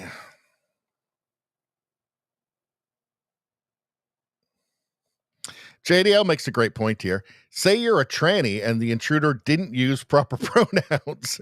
You're definitely getting off then, for sure. Well, that would be a human rights violation in Canada. Ottawa says, Pierre is the only choice in my books. Yeah. Well, the PPC is fizzled out now. And you know what? I mean, I like Maxime Bernier. I like a lot of his ideas. It's just that it's not really it's not a real party, right? He's in Florida all the time. And there's just not really any substance to the PPC, right? Now, if Pierre Poilievre gets in, hopefully the next time, if he doesn't get in on the next election, if the Conservatives don't get in on the next election, as far as I'm concerned, Canada is just San Francisco from now on, right? It's just hopeless. But if Pierre gets in the next election and then just waters everything down and becomes Carney light, then I'll probably volunteer for the PPC or somebody. At that point, you just got to throw away all of the parties and start something new. Do something like Reform in the UK, although Reform is now sounds like it's going to totally betray its supporters as well. So we'll just have to see what happens. JJ Nevada says Canada needs John Wayne. John Wayne. Let's see. We don't really have a John Wayne. And if we did, his permits would all be canceled. Like Sean Foyt. There'd immediately be a massive moral panic in the country. Radio Streamer says, run away, Richie, run away. Chat is weird and scary. I know I contributed. Yes, you did, Radio Streamer. Good to see you, though. All right. Did I miss anything here? All right. Ottawa James says, I wish Danielle was my premier. Danielle Smith. I think she's very good. Very good. All right, let's move on. What do we got? We're an hour and 20 minutes in. Let's move on to the next. All right, so we want to stick with Pierre for a little bit here. So from a Jinglai Hey, breaking, Pierre Poilievre says that if he were PM, he would negotiate with President Trump out of respect and strike a deal that sees both sides remove each other's tariffs. So that sounds very sane, actually, because all that Elbows Up got us was the worst tariffs in the world, right? While everybody else was signing deals with the United States, we were just doing nothing. We were getting worse tariffs and ending up in a worse spot. So now with Carney removing the reciprocal tariffs, we're just back at the start again. Now we're just back at zero again. So now things have been just simply reset, and so they can finally actually start working out something productive. But months have been wasted, and untold damage has been done to Canada. So let's hear what Pierre's approach would be. That by now, 160 days in, we'd have new markets, new projects to get our goods overseas so that we could negotiate a deal. And you asked me whether I would have.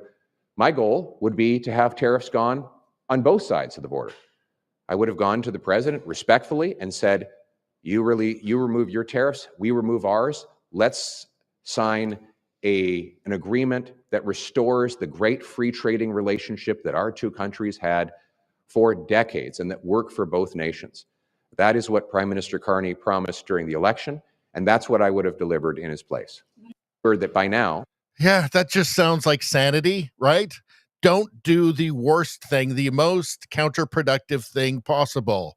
Get your elbows down. It's stupid. It's not going to work. We can't win a trade war with the United States. That's just not possible. We don't have the leverage. So this sounds good to me, right? I like the sounds of let's get tariffs on both sides gone. Because the United States is the largest economy in the world, and it's going to be our largest customer, regardless, right? There's no oceans between us.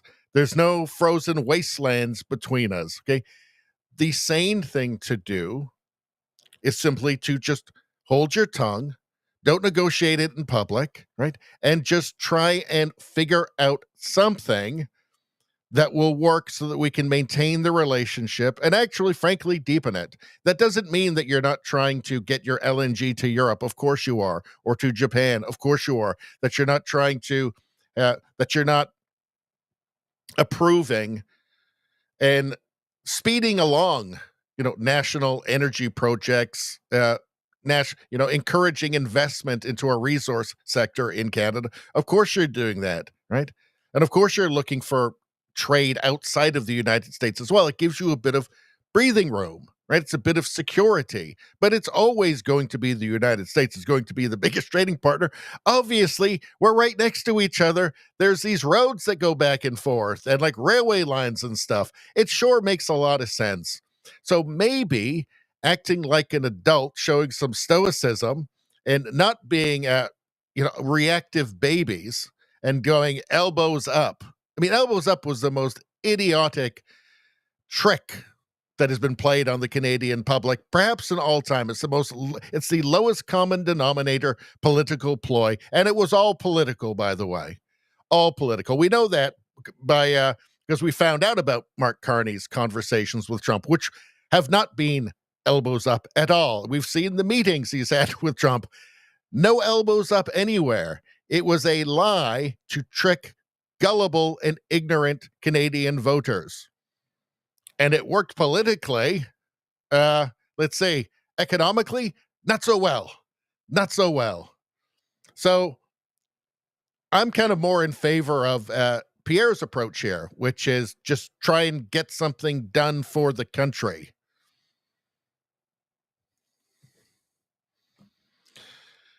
But we shall see. We shall see. Here's Pierre again. He's being very based, and I'm liking it a lot. We need to get rid of the industrial carbon tax, obviously. Obviously, I've been saying the entire time that Trump endorsed Mark Carney because he knew that Mark Carney's his policies to punish Canadian industry, would drive investment and Canadian companies down south. And it has been.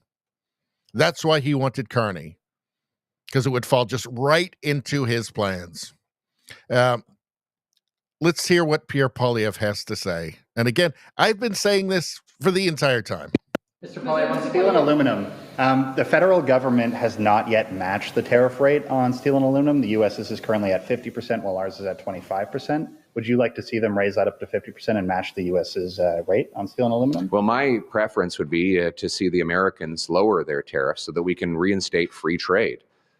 But one tariff that I will be cutting for sure, and I will push the Prime Minister to cut for sure on our steel and aluminum, is the industrial carbon tax. I find it astonishing. Well, I understand Donald Trump's priority is to take Canadian jobs and move them to the United States. He's been very blunt about that. What I don't understand is why Prime Minister Carney would help him do it with an industrial carbon tax on our steel and aluminum products. So our workers are not only hit with Trump tariffs, but with Carney's carbon tax. We need to get rid of the industrial carbon tax. And if Mark Carney will adopt the Canadian Sovereignty Act, then that will include the total elimination of the entire carbon tax, including for steel and aluminum. It just is grown up, right? Like this is just pragmatic stuff. This is just realistic. This is what we're hearing here. It's not politics, right? This is just pragmatic stuff that's good for the country. And it really, it's kind of depressing to think about how much time has been wasted and how much damage has been done to the country because of the elbows up hoax, I guess you call it now. The hoax, the cynical political ploy from Mark Carney and his advisors. Now, we could have had somebody responsible and actually with the country's interest at heart the entire time. Instead, months have been wasted while every other country around the world has been coming to some agreement with the United States. It's beneficial for them. And here we are, last in line. Last in line, having done ourselves no favors whatsoever, right? Right back where we started, with nothing to show for it. Nothing. In fact, a great deal of damage done to the country. In any case, let's move on. What's going on here? Again, so Pierre Poilievre, no wonder President Trump wanted Mark Carney to win. Investment is pouring out of the country. $43 billion lost in 3 months and $63 billion since Carney became prime minister. Investment down, elbows up. I've been saying this for months. You guys know that. Sometimes I think to myself, am I just crazy? I mean, am I just making stuff up? I mean, does this even make sense? Yes, it makes sense. It made sense the whole time. I'm so glad that now he is speaking about it.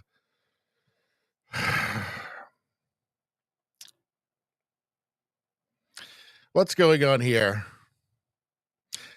From National Post, from hold on, should we? Here we go. Financial Post. Hold on. Canada suffering major capital drain as foreign investors go MIA. Economist says outflow of funds from Canadian economy since January is unprecedented. Yes, this was all a part. Trump didn't make any secret about his plans. He wanted to repopulate that hollowed out industrial base in the United States. He wanted foreign investment. He wanted foreign companies to build headquarters, but especially manufacturing in the United States. This was no secret. It shouldn't have been a secret to CBC or Global News or CTV or Mark Carney or anybody else. Very open about it. Hey, come down here. You're going to get preferential treatment. Come into my loving arms. That's what Trump was saying. None of it should have been a surprise to anybody. But yeah, this is elbows up. Well, now it's elbows down, obviously. Investment down, elbows down. Elbows up was maybe the most, I guess probably the most damaging political scam in Canadian history, maybe. Maybe when all the dollars are finally tallied in the end. Mark Nixon says the election loss didn't break Pierre Poilievre, it sharpened him. He stood up for the BC nurse facing $100,000 fine for freedom of speech. Now, the BC nurse is Amy Ham, and it's not a $100,000 fine. It's a $96,000 cost. It's what it costs the BC Nurses College to persecute Amy Eileen Ham. So it wasn't a fine. They're expecting her to pay for this massive bill for her own persecution. That's what it is. Let's hear what Pierre Poilievre has to say. Again, he's being based. This is good. Never water this down, Pierre. Let's keep it going. Good morning, Mr. Poilievre. Amrit Paul Brar from 600 AM, Shere Punjab Radio. Yes. Congratulations Thank for you, sir. getting a seat back. Great to be back. Thank you. Just a quick, precise, and to the point question. When can we expect elections? You mentioned so many failures of this government. When can we expect another election? All the easy questions. Listen, we had an election in April the 28th. It was a very close one. And what people are seeing is that Mark Carney, while he made grand promises of change, he's even worse than Justin Trudeau. Under his leadership, our deficit has grown, unemployment is rising, $60 billion of net investment has fled our country. The U.S. tariffs have doubled on Canada, and Carney is now losing a trade war with China. He is clearly failing to live up to the massive promises that he made. And while he gets gushing media coverage for meetings and photo ops and grand announcements that amount to nothing, Mark Carney is one walking, talking, broken promise. And our job in the fall session will be, one, to hold him accountable for the failures that are costing you more, endangering your family and weakening our country. But two, we're not just going to oppose out of control liberal crime inflation, immigration, housing costs. We are going to propose real solutions that will mean stronger take-home pay, safer streets, secure borders, and a self-reliant Canada. When the election will happen is unknown at this point. But what we do know is that when Canadians do one day go to the polls, they will be choosing between more liberal cost, crime, and chaos, or Conservatives who will give you stronger pay, affordable life, and safe streets. Thank you. Okay. Okay. I wanted to show you the video of him talking about, or was it just a post, actually? I don't know. I've got so much stuff here, I get confused. Forgive me. Although that was very strong stuff there. Now, there's a poll I'm going to show you, a ridiculous new poll that's come out. But they present him all the time. It's just the drip, constantly, every day, every hour, every minute, every second of Pierre Poilievre's mean, or he's unlikable. I don't see any of that here. I don't see stridency. I just see a normal man spouting facts, right? Authoritatively, certainly, right? But look, they never said that. I never saw them giving Aaron O'Toole a break, who basically ran as Trudeau light, right? They didn't like him any better. There's no point in lightening it, right? Just be this. Just be strong and forthright. And most of all, just accurately describe reality. Because again, reality always has the best argument. It will win in the end.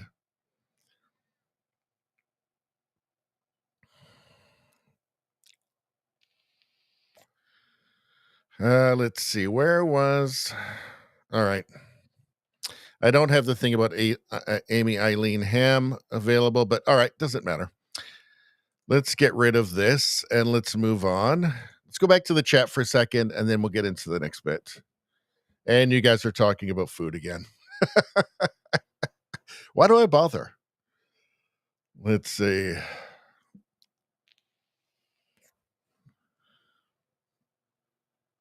Ottawa James says, they don't say what the intruder was trying to do to the victim. In my mind, it doesn't matter. Let's see.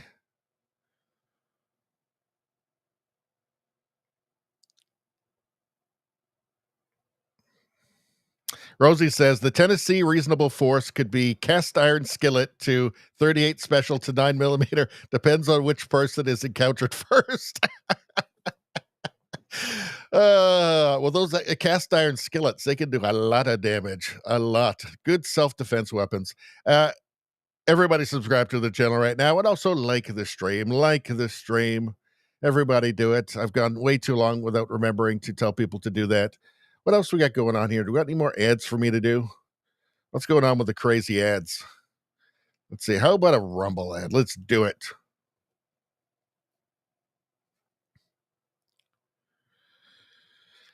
Let's see. Now, I don't know if you guys have the Rumble app. Everybody should have the Rumble app. It's really important. If you haven't already, make sure you download the Rumble app. Guess what? It's free.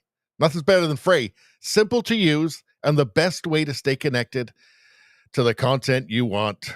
And that would probably be Radio Baloney, I'm guessing. Once you've got it, search my channel and hit follow. That way, you'll get a notification every time we go live. No missed shows, no extra steps, and also no communism. No dirty, filthy communism. And you don't want to miss the shows. That'd be so upsetting for you. You can grab it right now using the link in the description or the pinned live chat. Download it to your phone, and if you're ready to go, download it to your phone, and you are ready to go. It's that simple. And if you prefer watching on the big screen, I do personally. That's my preference. Rumble is available on all major streaming devices and smart TVs. I use Roku. Just search for Rumble, follow the channel, and be part of the action. Don't be a dirty, filthy commie. There we go. I snuck some commie hate in there.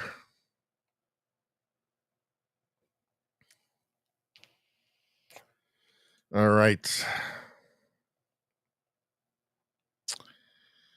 Let's see. What are you guys saying?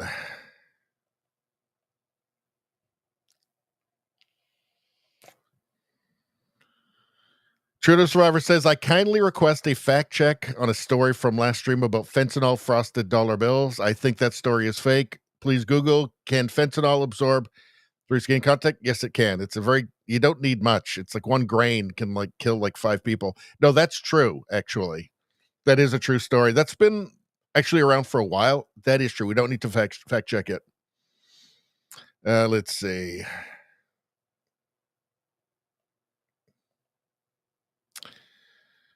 All right. I'm just going to skip to the end here, and then we'll keep moving.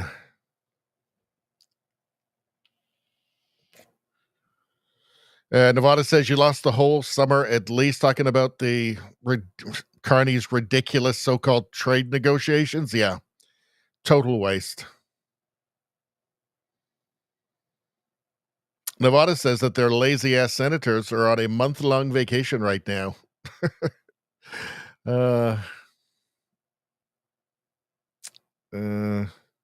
Ottawa says BC is fucked.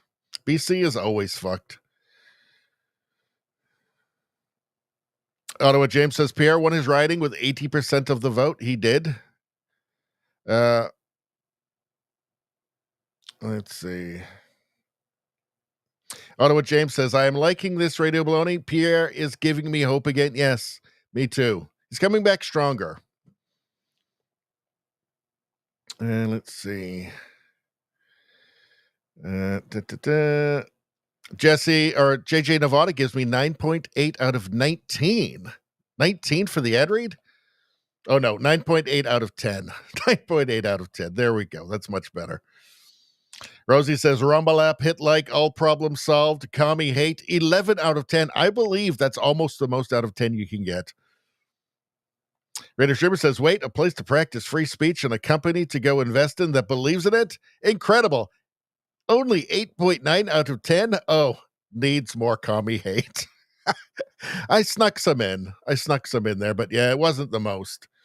9.8 out of 10 from JJ. Thank you very much. Bad Uncle Frank, how you doing? Boat Girl seems very buoyant. Oh, yeah, there is a woman in this. Oh, I hadn't noticed. I thought it was just a show about boats. Spambot says 20 grams of carfentanil can kill everyone in Canada and California with some to spare. Yeah, it's horrifying. It is horrifying. And that it's fentanyl on the money thing, that's real. Rosie says Richie fact checks the same way I do with my husband. No need to look it up. I know. You know what? We'll do it. Hold on. We'll do it. We'll do a fact check. We don't need to, but we're going to do it. Fact check.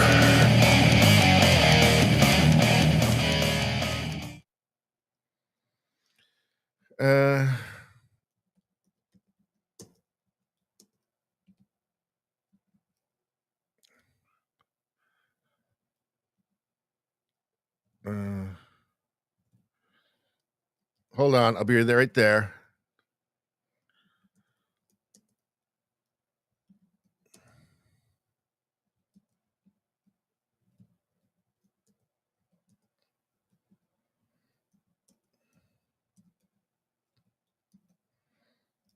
All right, hold on. Let's see. Well, nothing's really coming up in the search engine. Hold on. All right. You know what? I'm just going to ask X. I'm going to ask Grok. Hold on. Give me 1 second. I'll be right back.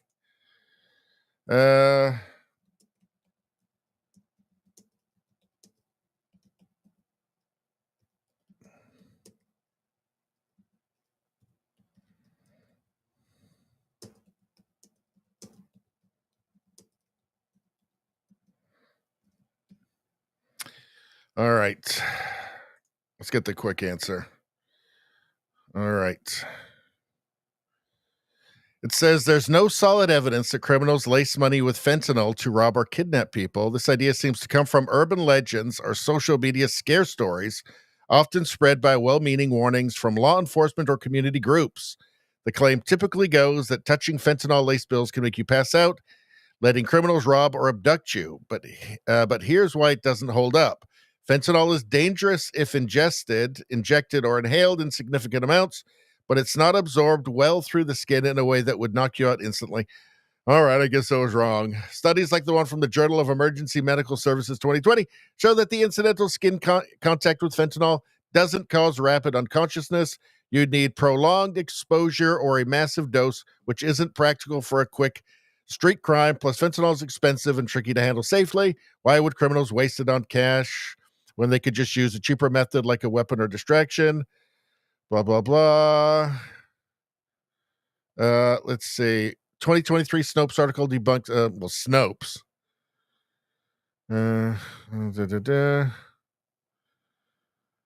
All right, well, let's ask, has it been done with another drug? Let's see. Quick answer. Let's see. No, there's no credible evidence or documented cases. Well, I was wrong, and I admit when I'm wrong. I admit it. I was wrong. I was so certain, too. I had such certainty. This really wounds my ego. Let's see. Who asked that question? I'm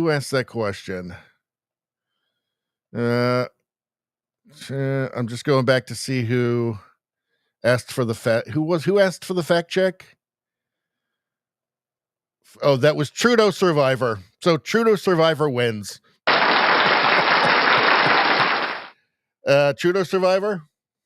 Oh, sorry, that's the wrong one. Hold on. That was from the election night in 2024. It's still on the board. Where did it go? Hold on. Oh, here we go. So Trudeau Survivor, you earned this. It's a total fabrication. Total fabrication. Well, I mean, thank you for doing that because we needed it, because otherwise we would have been misinformed, Trudeau Survivor. But I also hate you a little bit as well for doing that. I also hate you just a little bit. All right. No, I could never stay mad at you, Trudeau Survivor. Let's see. All right, let's get to the end here. I was so sure.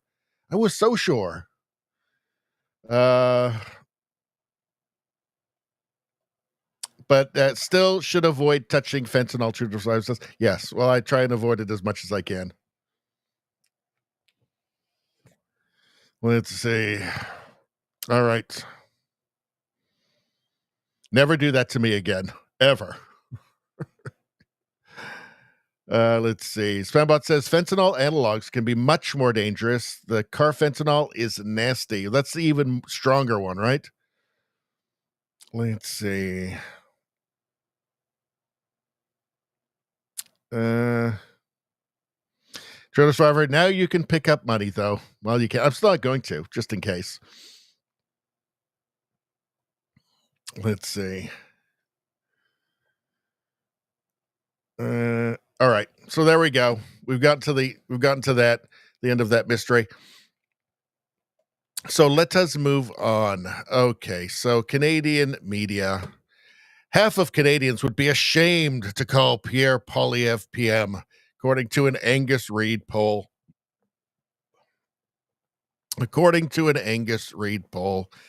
So Pierre wins his riding 80%, and all of a sudden you've got a poll coming out saying half of Canadians would be ashamed to call Pierre Poilievre PM. Almost feels like it might have been timed or something, right? I mean, they didn't just do a poll immediately once he won, but everybody knew when the election was. It almost feels like there's some sort of coordination here, doesn't it? CTV News is letting us know, this poll is telling us that half of Canadians would be ashamed to call Pierre Poilievre PM. Have there been any polls about whether or not what percentage of Canadians are ashamed of Mark Carney or were ashamed of Pierre Poilievre? Don't hold your breath. That poll is never coming. Let's take a look at this poll here. So I thought, no, it's not going to be 2%. That it's going to be somewhere around there. It's not going to be, 30% because Canada is so propagandized at this point that you're just going to have a large portion of the population being totally irrational and insane. But I thought I'd take a look here. So Pierre Poilievre is someone I'd be ashamed to call prime minister. There's the question. So this is net agree. So I thought I would take a look at least at the regions here. So let's go to Alberta. Alberta is the most conservative province in Canada. Pierre Poilievre got 63% of the vote in Alberta. So 63%, well, then that would be 37% that didn't vote for Pierre Poilievre. And 37% of Albertans apparently say that Pierre Poilievre is someone I'd be ashamed to call prime minister. So every single person who didn't vote for Pierre Poilievre would be ashamed to call him prime minister. That doesn't seem quite right. Every single person? Huh. What about Pierre Poilievre holds values similar to mine? Alberta, 50% agree to that. He got 63% of the vote. That seems a bit strange. I'm starting to wonder if there wasn't a liberal bias in this poll a little bit. Let's see. Well, it's at 52% said Pierre Poilievre holds values similar to mine. And he got 63% of the vote. That doesn't seem quite right. Pierre Poilievre genuinely cares about women, 50%, but he got 63% of the vote. I don't know, it seems a bit off to me. Pierre Poilievre is someone who understands issues important to me, 55%. Does that really make sense? Does it really make sense? Let's see. Pierre Poilievre is likable. Only 50%? 50% of Albertans said that he's likable? He got 63% of the vote. Again, it's starting to feel a little bit like there's some sort of bias happening here. I don't know for sure. But it's starting to feel like it. But apparently, according to this, 50% of Canadians would be ashamed to call Pierre Poilievre the prime minister. And if you go to the end here, it's was considering voting for Pierre Poilievre, but didn't. So out of people who didn't vote for Pierre Poilievre, 36% said that they would be ashamed to call him prime minister. So not all of them, only 6% of the people who didn't vote for Pierre. So only 36% of the people who considered but didn't vote for Pierre Poilievre would be ashamed. So they voted for somebody else. But according to this, every single person, according to this poll, who didn't vote for Poilievre said that they'd be ashamed to call him prime minister. So that doesn't really make sense either, does it? Oh, so you see these questions, right? And it's very leading. Pierre Poilievre is someone who understands issues important to me. Okay, that's fine. Pierre Poilievre genuinely cares about women. I mean, the kind of undertone of that is that people think that Pierre Poilievre doesn't care about women. Pierre Poilievre genuinely cares about non-white people. Would these questions happen for a Mark Carney, for any liberal? Let's see. Is likable. Is not sincere. Ashamed to call prime minister. It's all kind of leading, isn't it? It's all by the time you get to ashamed to call Pierre Poilievre prime minister, you've already kind of been led down a pathway, haven't you? Right? So maybe when you started the poll, you wouldn't have been ashamed, but you've been convinced to be ashamed by the time you get to that question. So I don't know. This, I might say it's probably, I mean, in Canada, I don't know. I mean, if they'd said 45%, maybe, right? With the absolute tsunami of propaganda in the country, I mean, I go, okay, but 50%, it just seems a little high, even for Canada, even for the level of propagandization in Canada. That seems a little bit high to me. But this is what we deal with. So this comes out right after Pierre Poilievre gets 80% in his riding, right after the by-election. So it almost feels like this poll was timed to come out at this. And the questions are, again, questions like this are not going to be asked about a liberal. It's all very leading. It's part of that drip, drip, drip of framing that's just in every Canadian institution, that drip, drip, drip, drip, drip of framing. Conservatives bad, conservatives bad, conservatives unlikable.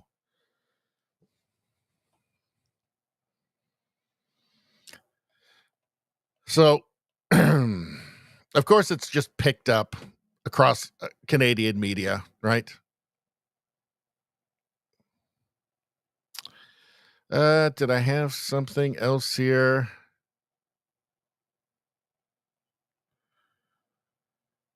All right. Actually, there's a couple of other silly headlines here we might as well go through. From Ryan Garrettson here, posted this from the Globe and Mail.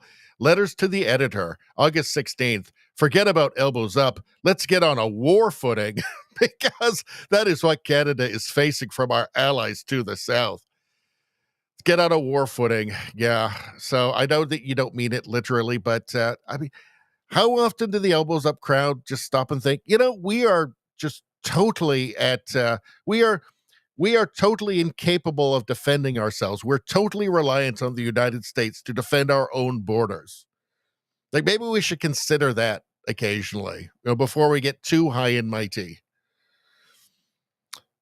From the CBC, people often miscalculate the impact of climate choices, like owning a dog. Study says owning a dog, avoiding plane flights, among most important for climate, and we're among the most underestimated. Fuck you, CBC. Fuck you. Fuck you. No, no, no. We don't want your dystopian, authoritarian future. No thanks. All right. All right, we can get rid of these here, I think. Let's see. So, continuing with polls in Canada. So, Pleb Reporter writes this. The Pierre Poilievre takes the lead in the polls for the first time in 6 months. We are so back. Well, this is one poll. Now, Abacus Data is a pretty good pollster. They're one of the better ones, and I like them because they're not all over the place. So what we saw in the last election was just ludicrous polls that had the Liberals ahead by like 15 points, 17 points, just 10 points, just ridiculous margins. And then at the end, they all start to herd together so that they're, 5 points off, something like that. Most of them, the ones who were really terrible, right? And they bring it down to something more accurate so they can say, well, look at our final poll result. It was only 4 points off. Abacus doesn't do that. They're not wild. There's no wild swings with their polls, right? So that it's more accurately reflecting reality. David Coletto, new Abacus data poll out this weekend will show the Conservatives marginally ahead of the Liberals for the first time since March. This is our tracker from 2 weeks ago. So you can see 2 weeks ago, 40% Conservatives, 43 Liberals. It's going to show them marginally ahead, the Conservatives. There's a margin of error. It's one poll. I think it is somewhere around here, whether or not the Conservatives are actually ahead, marginally ahead. It's going to be somewhere around there. So, 43 to 40, somewhere around there. It's probably going to go back and forth for a while yet. I don't think that Liberals have had their fill of Mark Carney at this point. I think they want more. I think that there were such expectations they had for him to accomplish something, certainly not to just make everything worse. And, they've got the sunk costs there of all of their self-righteousness with their elbows up and their chicken dances in front of Rosemary Barton on the CBC in their living rooms, right? There's that sunk cost, right? They're not willing to give up yet. It's all going to work out in the end. Mark Carney's got to do something, and the CBC teleprompters keep telling them that, oh, well, Mark Carney's pretty good still, and, things aren't too bad. Things aren't that bad. Did you know that people are saying that Pierre Poilievre's mean? Did you know that? People say that.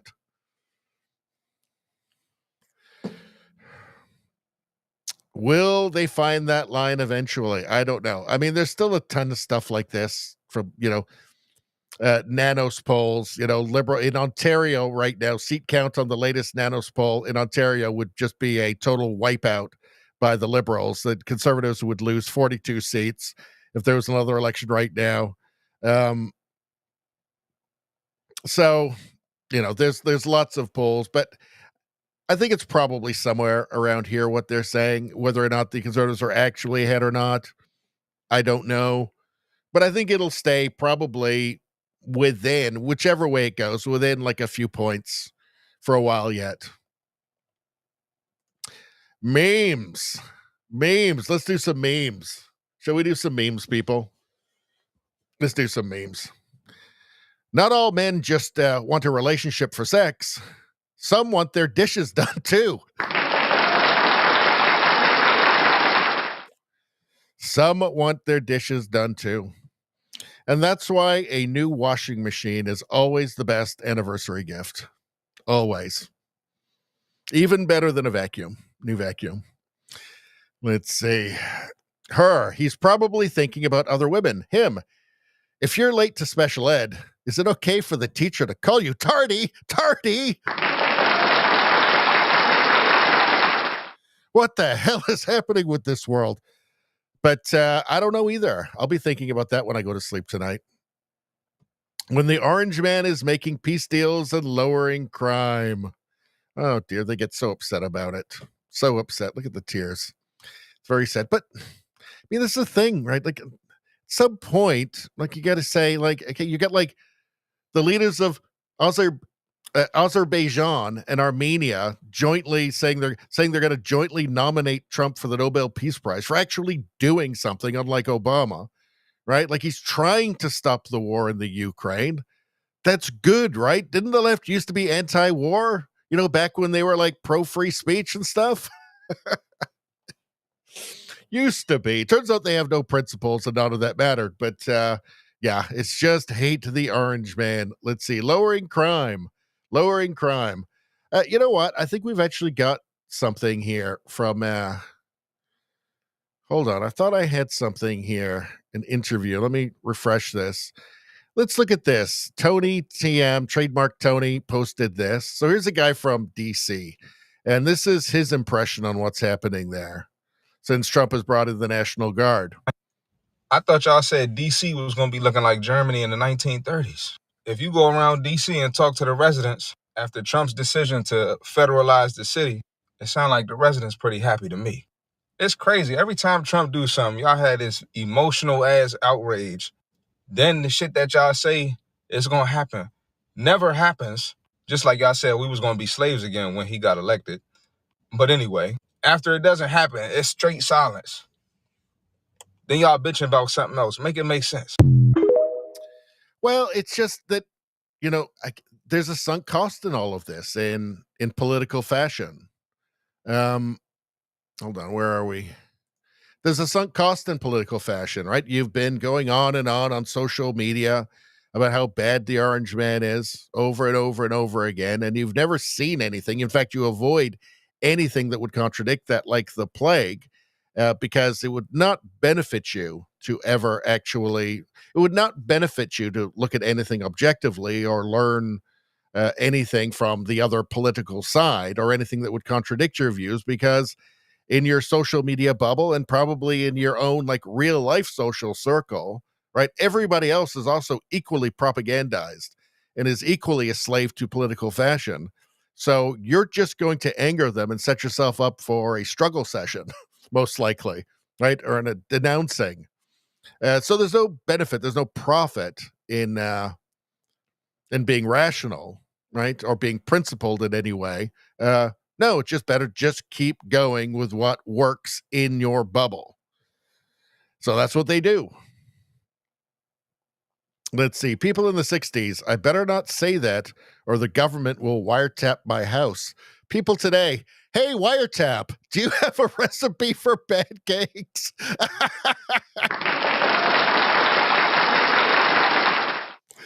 That's exactly what it is. That's Alexa there.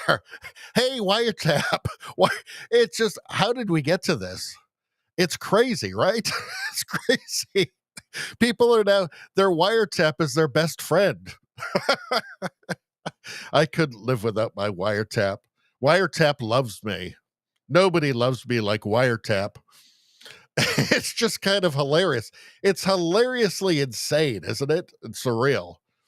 I don't want that goddamn thing. I don't want the wiretap. I don't want to be friends with wiretap. Hey, wiretap, do you have a recipe for pancakes?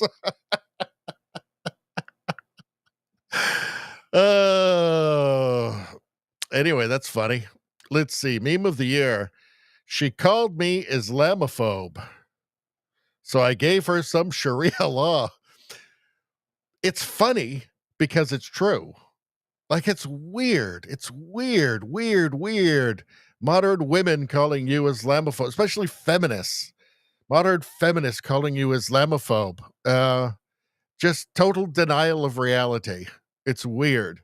How can you be like a big, a big Handmaid's Tale fan, and everything in the Western world is leading towards Handmaid's Tale all the time.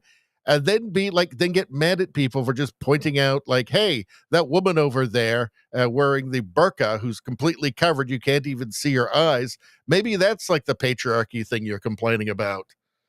Islamophobe. It's so weird and dumb. It's shocking how dumb people are, or how committed people are to their political fashions, to their boutique ideologies. It's very, very strange. Let's see. Communism, according to college students. Let's see. Free bread, gulag fun camp. Communism, according to history. Yes, and this is the thing. History is not confused about the consequences of communism. History is certain about it. Great certainty. That's why we should listen to history. We should let history teach us about the consequences of communism. Because again, it's not at all confused. It's not at all confused. I mean, communist professors who hate history and create fictional history, I wonder why they're allowed to have jobs if they're just making it all up. Like, if you're a college professor, you shouldn't be able to just make stuff up, right? Like, come up with like ahistorical gibberish. I don't know. It feels like they should never get money to do that. Let's see. Body cams will show us how evil cops are. What body cam showed us? Well, it did kind of, for the people who had a false narrative, want to push a false divisive narrative, yet kind of backfired, didn't it? No pun intended. Yeah, because like people see these images and they go, oh yeah, that was justified. That was definitely justified. Let's see. Journalism is about covering up important stories with a pillow until they stop moving.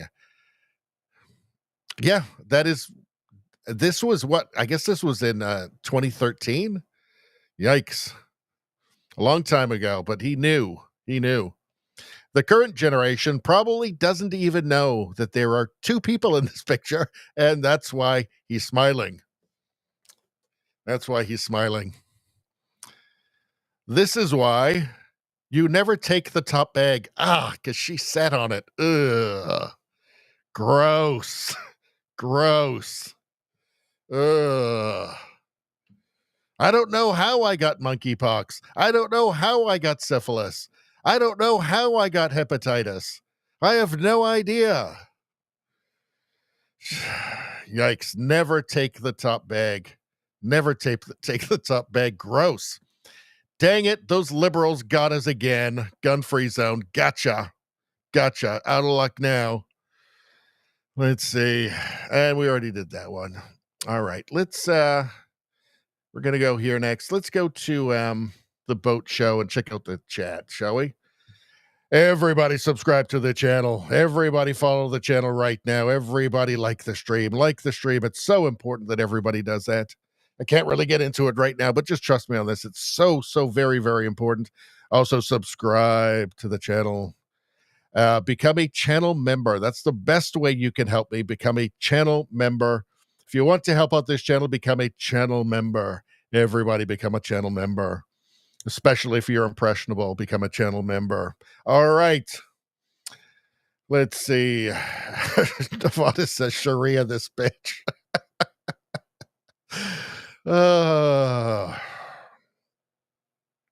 Let's see. What's going on?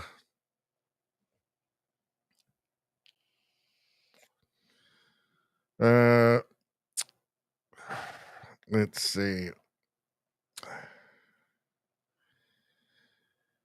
Spambot says, I think Angus Reid only interview people in the Calgary and Edmonton ridings that tend to vote NDP or Liberal.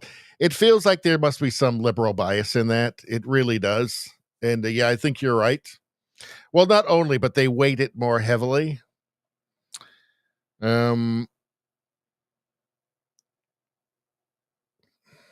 Rosie says, can we go back to boat class and how to get plastic surgery to avoid drowning? Vertigo is settling in. Let's see what else we got going on in here. Let's see. Well, we have the woman. She's very good at standing. Very good at standing. Excellent at standing. Hey, how's it going? I noticed you're good at standing. Nice. Great job. Let's see. What else have we got? I think everybody's had their fill of Sydney Sweeney. Oh, how about fixing the knife?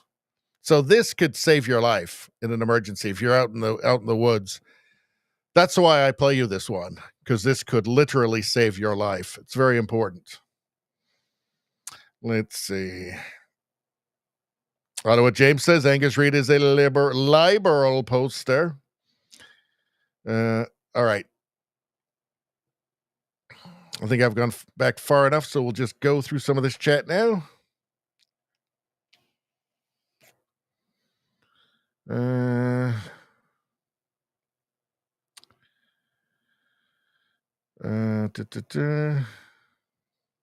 Ottawa James says loaded questions. Yes, in that poll.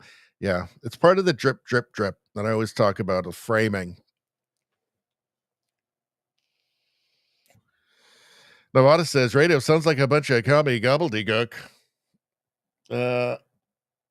No offense, but it sounds like some fucking commie gobbledygook. We miss Norm. We miss him. Ottawa James says he might as well just fight back talking about Pierre Poilievre and ignore the biased polls. Yes. There's no point now. Just tell the truth, the whole truth, and nothing but the truth. I think that if Canada's not ready for it, Canada's lost in the next election. That's my opinion. Radio Streamer says, this reminds me of how everyone thought Trump wouldn't win the first time. Wait, if we only ask our own people questions about their political enemy, we don't get a balanced answer? Well, that's the thing.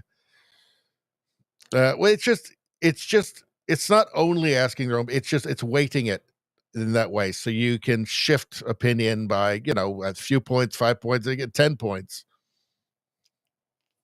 Nevada Hildebeest was a 90% favorite. That's right. I think she had it was 98% right before the election that she was going to win. Did not work.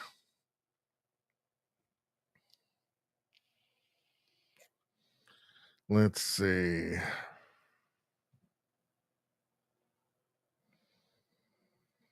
Everybody do the chicken dance. Yeah, everybody did. I think they've stopped doing their chicken dance in Canada now, though. Trudeau Survivor says, and Coulter came down with an acute case of TDS, but she recovered. Has she? I haven't really seen much from her over the last couple of 2-3 years.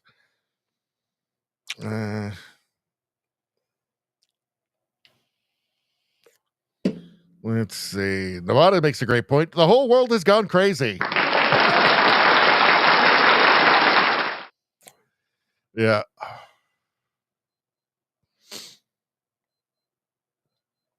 Izzy says, weak people scared of being called racist or sexist. Well, it's that old. I mean, I really feel like the like the magic spell has broken, right? It was just a magic spell used to shroud people's minds with confusion and fear, right? So they just put their head down and go, okay, I guess I don't want to be that thing that you called me. It's really broken. You can only do it for so long. Judo Survivor says, fact check, you can get AIDS from a bag of ice. We don't need to do that, but I think you can. Let's see. Ottawa James says, wow, this chick knows her outdoors. She does.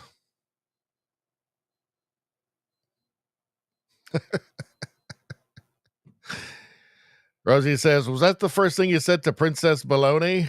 I see you are good at standing. I can't repeat the first thing I said. I can't repeat it. Let's see.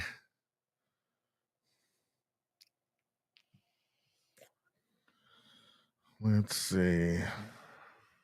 JDL says, I missed the Trudeau in the Sun stories. Trudeau being launched into the sun. I know, but I did so many of them. I mean, I really did. I did dozens of those. If he ever becomes prime minister again, which, I mean, it's Canada, who knows? I'll start him right back up again.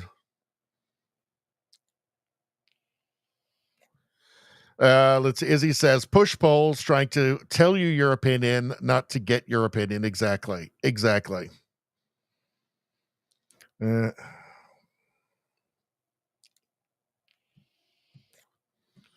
Radio Streamer says, you know what else can save your life? Not using the rope when you can still use the knife with a metal handle under the wood, and the rope can be used for a trap. Well, that's a great point here, but she does have great tits.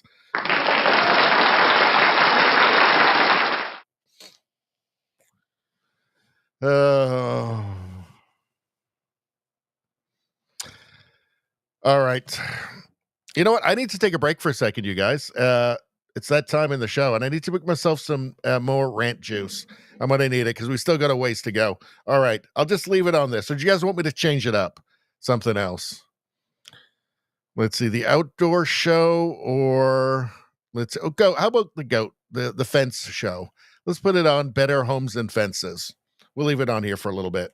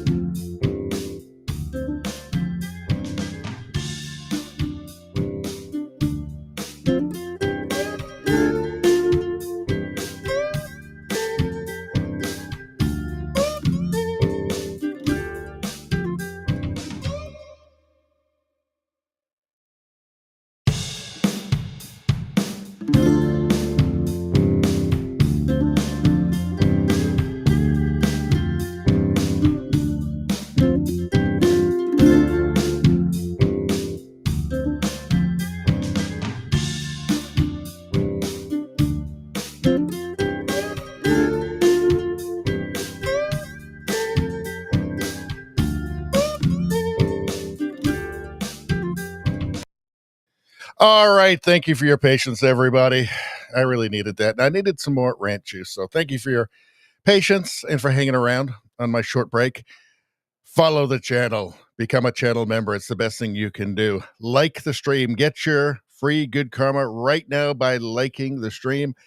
I heard, just between me and you, I heard that there was this guy who could have liked the stream and he didn't, and he died. That's right, horribly. Died horribly. Got eaten by fatties for Kamala. Terrible. Fatties for Kamala. Terrible. Just ripped him apart. It's awful. So anyway, yeah, like the stream and stuff and follow the channel and everything because it's cool. All right. Now what's happening? What do you guys talk about in the chat? Looks like we're going to lose Rosie soon. She's going to have to go off. Well, that's okay. Don't you worry about it. Lots of guests coming in town for Mom's 90th birthday. All right. Well, that'll be fun. So let me know how that goes. Let's see. Raider Streamer says, I remember him trying to corner the shoe polish market, being in there. What does that mean? I have no idea what that means. Nevada says, we have to start doing Carney now every Friday. Well, the thing is that with Trudeau, he was such a truly ridiculous figure, right? That it was easy with him. Like he was so despised and mocked and just ludicrous, such a ludicrous figure that it was really easy. So whoever, if we're doing a Grok versus, say, Carney, he has to be a truly ludicrous figure, and he's getting close. I don't think it'll take that much more. He is a very silly, ridiculous human being, right? Quite an absurd person, actually. And he's almost there, but once he reaches that point, he's going to cross that line into Trudeau levels of idiocy soon. And when he does, we'll start up a new thing with Mark Carney, Grok versus Carney. But we're not quite there yet. And I still haven't recovered from all of those Grok versus Trudeaus.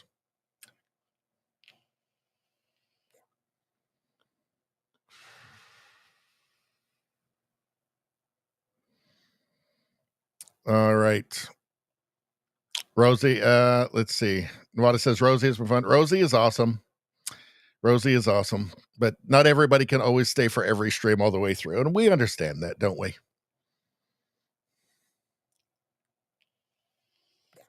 Radio Streamer says that's fake news. They, them energy minivan sat on him for the wrong pronouns. No, they, them energy minivan ate him. Let's see. Nevada says, tell your mom happy birthday. Yes, happy birthday from the whole Radio Baloney crew. And there may be a special surprise. Who knows? Maybe a special surprise from Radio Baloney and the Radio Baloney crew. Who knows what could happen?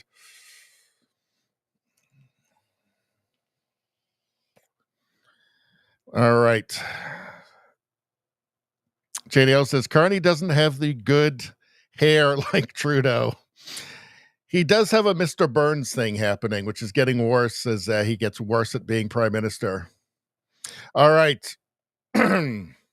Let's get back to it. Where were we? We did memes. All right, let's do this here. From Mays posted this. Last year, Letitia James was on TV talking about seizing Trump's New York City property to pay for the ridiculous penalty that just got tossed. So it's all failed. All of her evil plans failed. She is somebody who ran. She literally ran on a show me the man, I'll show you the crime platform. That's how she got elected. Says, I will get Trump. No charges, no crimes or anything. She'd just get him. She'd find something to get him. This is as show me the man, I'll show you the crime as it gets. This is full Soviet stuff here with her. Let's take a look. I mean, when I say so, this is exactly what happened in the Soviet Union. New York State Attorney General Letitia James speaking exclusively with our Aaron Katursky, insisting she will collect that civil fraud fine, even if it means seizing some of his assets. If he does not have funds to pay off the judgment, then we will seek, judgment enforcement mechanisms in court, and we will ask the judge to seize his assets. We are prepared to make sure that the judgment is paid to New Yorkers. And yes, I look at 40 Wall Street each and every day. New York. These are the people that run Democrat cities, leftist cities everywhere. They are always idiots, always totally corrupt imbeciles. And they don't try and hide it.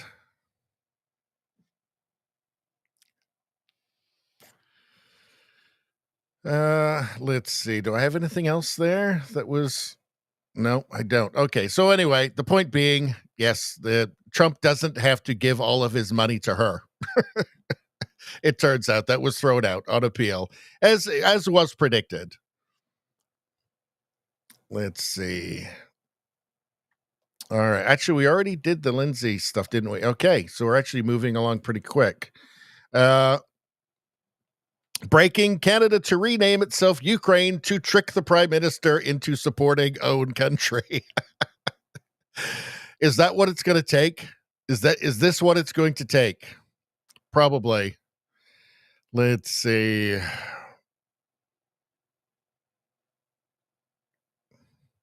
So just more crime. I don't even know if I want to go through it. Let's see. Kirk Lubomov. So it's all the same people. It's mostly the same people in the Liberal Party, the cabinet ministers. It's all the same, mostly the same people. It's still this dingbat. not doing anything to dispel the what people say about blondes, right? Melody Jolie, just a complete idiot. These same people. Why did people think that just putting a new face on it? You know, the guy who'd been advising Trudeau, been Trudeau's trusted advisor since 2020, whose fingerprints were obviously all over everything Trudeau had been doing. Why did they think that that was going to be some kind of big change? That was going to cause some big change? All of a sudden things were going to get better? Why? Why would people think that? Even with the CBC teleprompters telling everybody that Mark Carney was a great guy and he was really smart, and credentials. Have you heard about his credentials? Don't look into what he actually did, but credentials, though, credentials. Canada's government spent $2,000 an hour on a consultant on how to talk to Americans. You know, our closest ally. Canada is run by retards. I can't argue with Kirk there. I fully agree to that. $2,000 an hour on a consultant on how to talk to Americans, for God's sakes. Oh.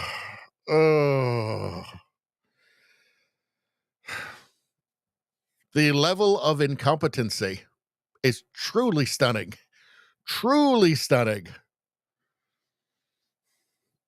Imagine thinking that you had to spend $2,000 on a consultant, or just speak to a consultant at all, on how to talk to your American counterparts. I mean, it's embarrassing. I'd say it's embarrassing at this point. It's been embarrassing for a decade. And it's the same damn people. The Canadian Embassy in Washington hired a US $2,000. So that must be, I think it's like, $80,000 an hour in Canadian at this point. $2,000 an hour consultant for tips on how to talk to Americans. Talk to Americans. Records show it followed then Foreign Minister Melanie Jolie's boast that Canadian diplomats had expertise that, quote, goes deep at different levels of American society, except they feel that they need to hire consultants to teach them how to talk to them because they're idiots. Holy, Canada is run by retards. Well, I mean, I don't know. I can't argue with that. I cannot argue with that. I mean, that's a retard right there. She's definitely a retard, or just a half-wit, right? Or just totally unqualified, right? She's still there because Trudeau said, because it's current year, That's why we have gender parity, because it's current year. Well, I don't know. The gender parity thing just didn't really work out that well. It never does, because once they just go, well, it's got to be a woman, or it's got to be this group or that group. That's as far as it goes, right? That's as far as it goes. They don't. It's just anyone. They're not worried about qualifications at that point. It's really just about image, and it doesn't work out well. All right. Next, we're going to do WEF, but first, we'll go back to the chat for a minute.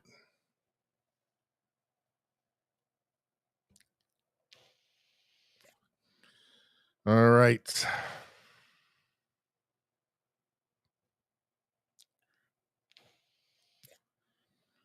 Radio Streamer says, making Spanish rice. Uh-oh. You know how 80% of all canned jalapeno are not hot, even though it says hot? This one is hot, and I almost choked. I eat hot food, so it's the first can in a while that lived up. So, I mean, it's good then, right? It's good. It sounds like you're mad about it, but it's actually a good thing. Let's see.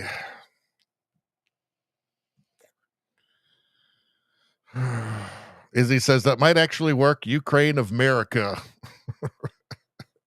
We'll try anything at this point. JDL says decadence of the West. It surely is. Trudeau Survivor says it might backfire. Russia might start attacking Canada. Probably not. Probably not.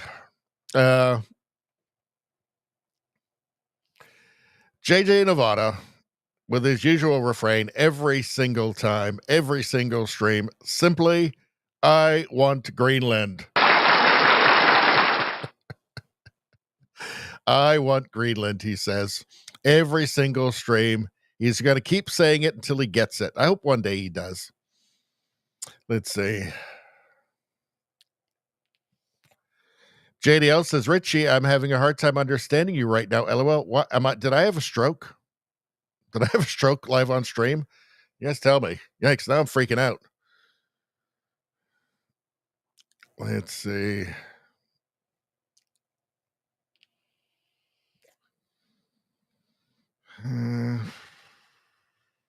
Radio Streamer is offering to consult the Canadian government on how to talk to Americans for only $200 an hour, which is a deal. Only because I love Canada, even as an American. I mean, it's no America, but still. That's a deal right there. Izzy says, oh, yes, current year was a good year. Current year was a good year. Not such a good year, really, because Trudeau got elected current year. It was bad. Bad year. Current year was a bad year.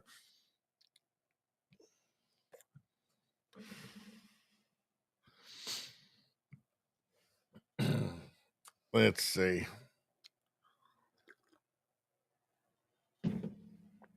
All right. Let's move on. WEF. So, from Concerned Citizen, Larry Fink of BlackRock and now chair of the WEF just again intimated that the days of personal car ownership will soon be over. Well, here's a video. This has been around for a while.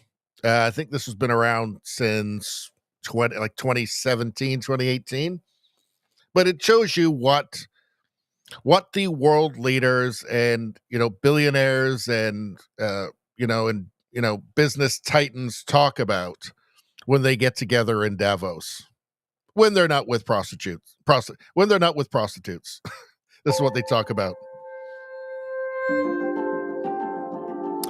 Netherlands is building a neighborhood where every car must be shared. This is actually was planned for 2024. This community. There'll be one vehicle for every 3 homes.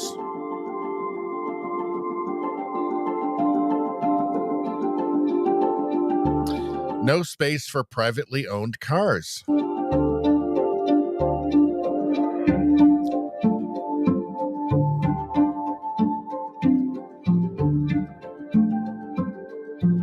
Borrow from a pool of shared cars. I really don't like the sounds of that. By the way, this sort of thing doesn't work out very well in places like Edmonton in January. Bicycling.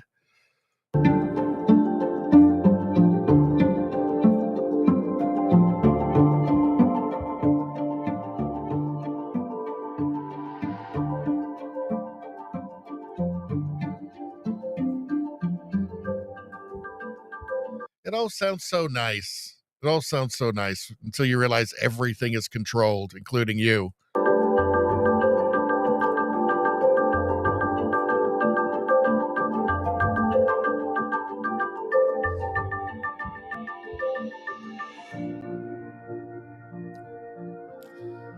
Yeah, they have more bicycles than they have people in the Netherlands.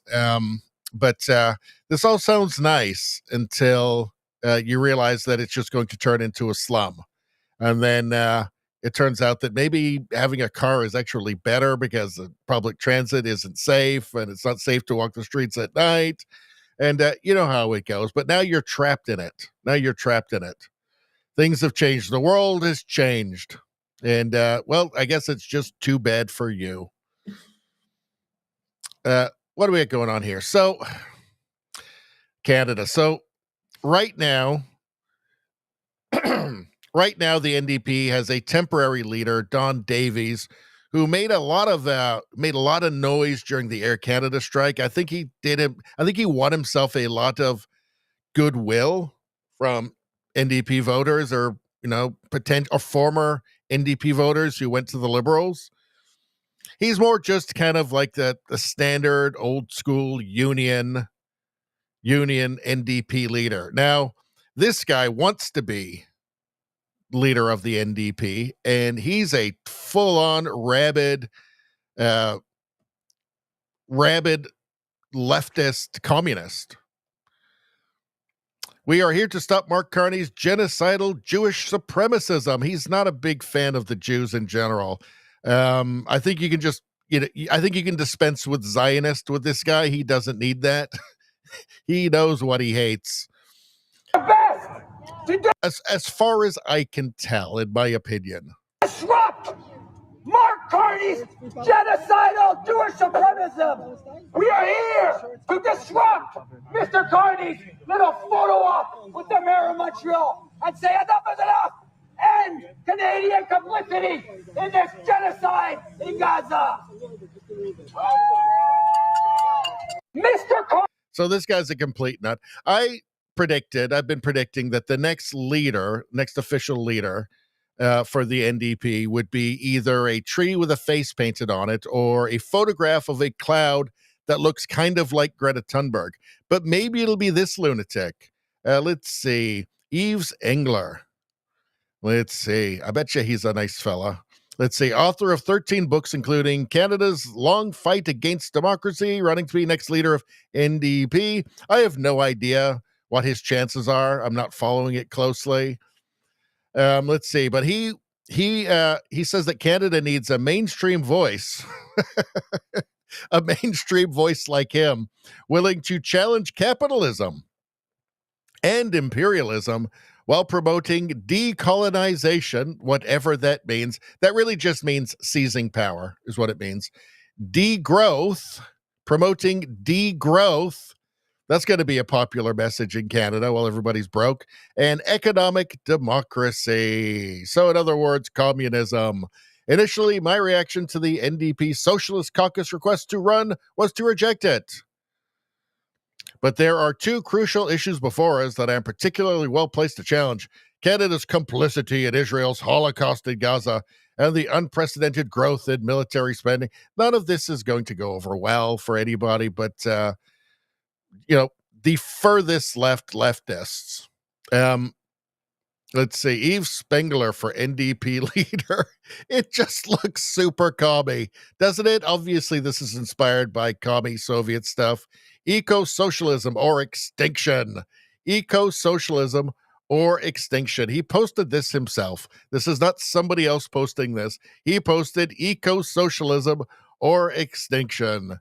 So I think he's got a great chance to become NDP leader. I mean, if there's any sanity in that party, they'd probably just go with the guy they've got now.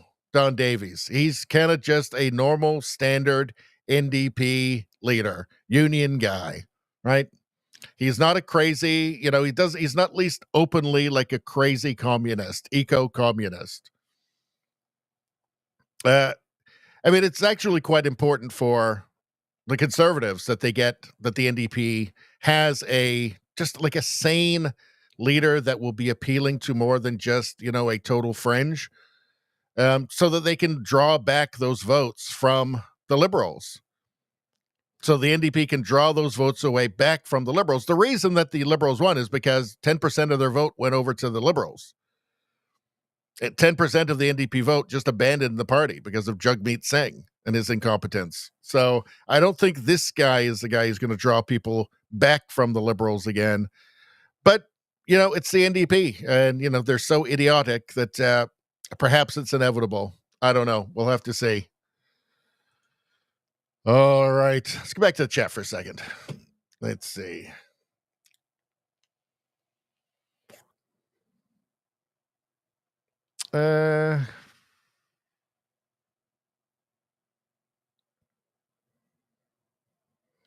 JDL says, can you get RT News in Canada? We get on Rumble.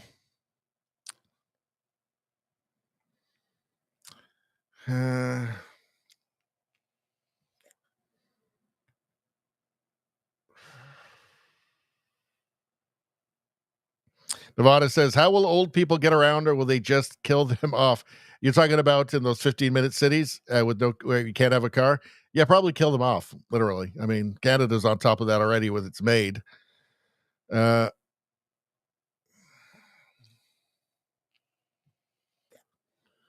Judo Survivor says that RT is accessible in Canada, but no stories from RT show up in Google Newsfeed.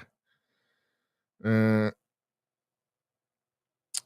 Nevada, white liberal women cheering him on.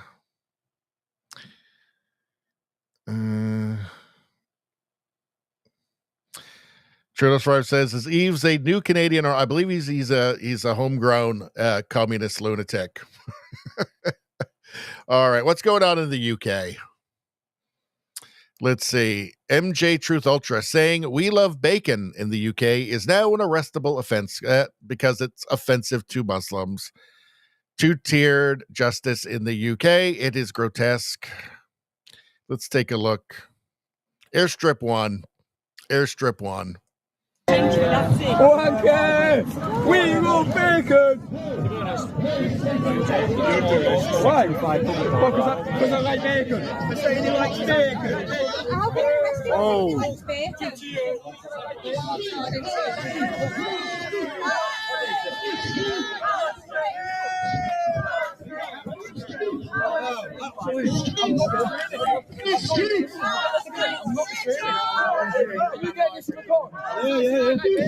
Well, you see, you have to understand, though, that he might have caused offense, right? So they have to arrest him, obviously, because he's a white British, and he might have caused offense to somebody who's not that, right?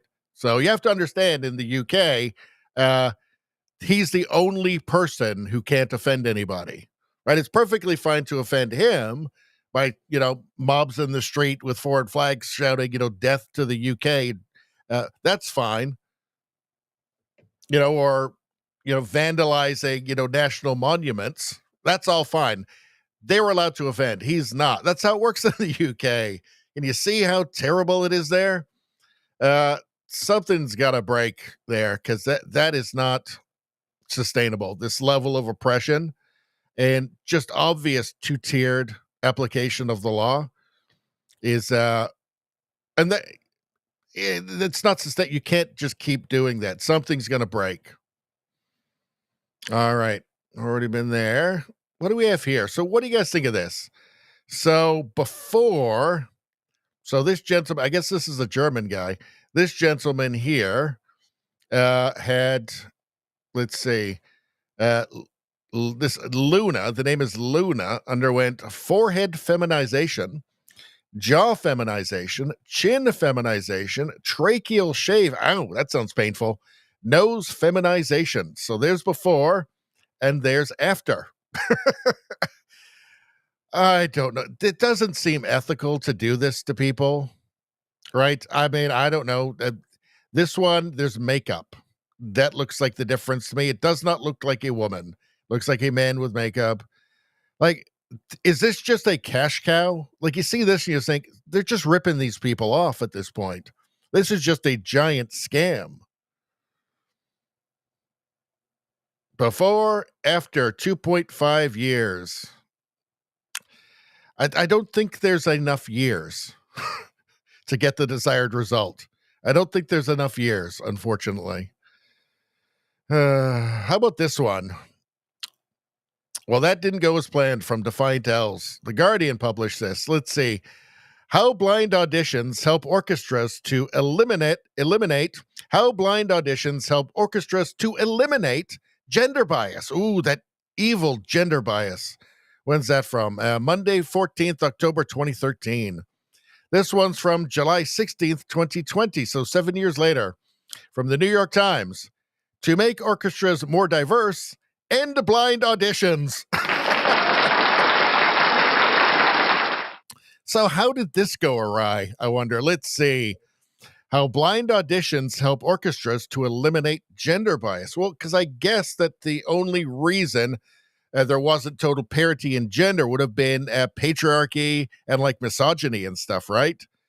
And it's like probably racism too, stuff like that. So, you know, you've got to have blind auditions because that's the only reason. It's some sort of bigotry is the only reason you wouldn't have total parity. To make orchestras more diverse, end blind auditions. So it turned out that the blind auditions did not help. It did not help at all for some reason because of, I don't know. You know what it was? That stupid reality. Yeah, stupid reality again. Darn it. Hate reality. Hate it.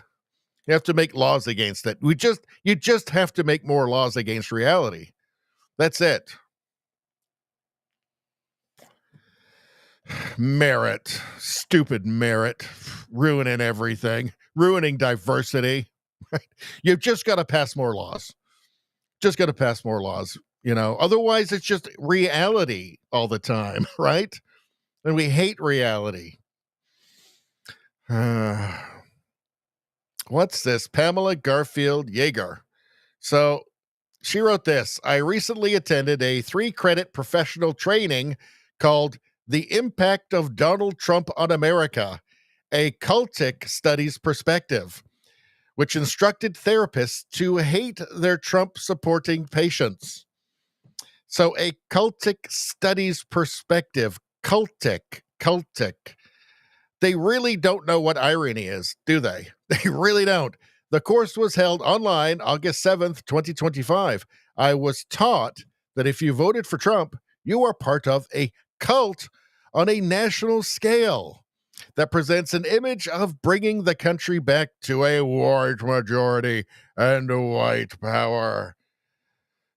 Again, irony. They call you what they are. They accuse you of being what they are every single time.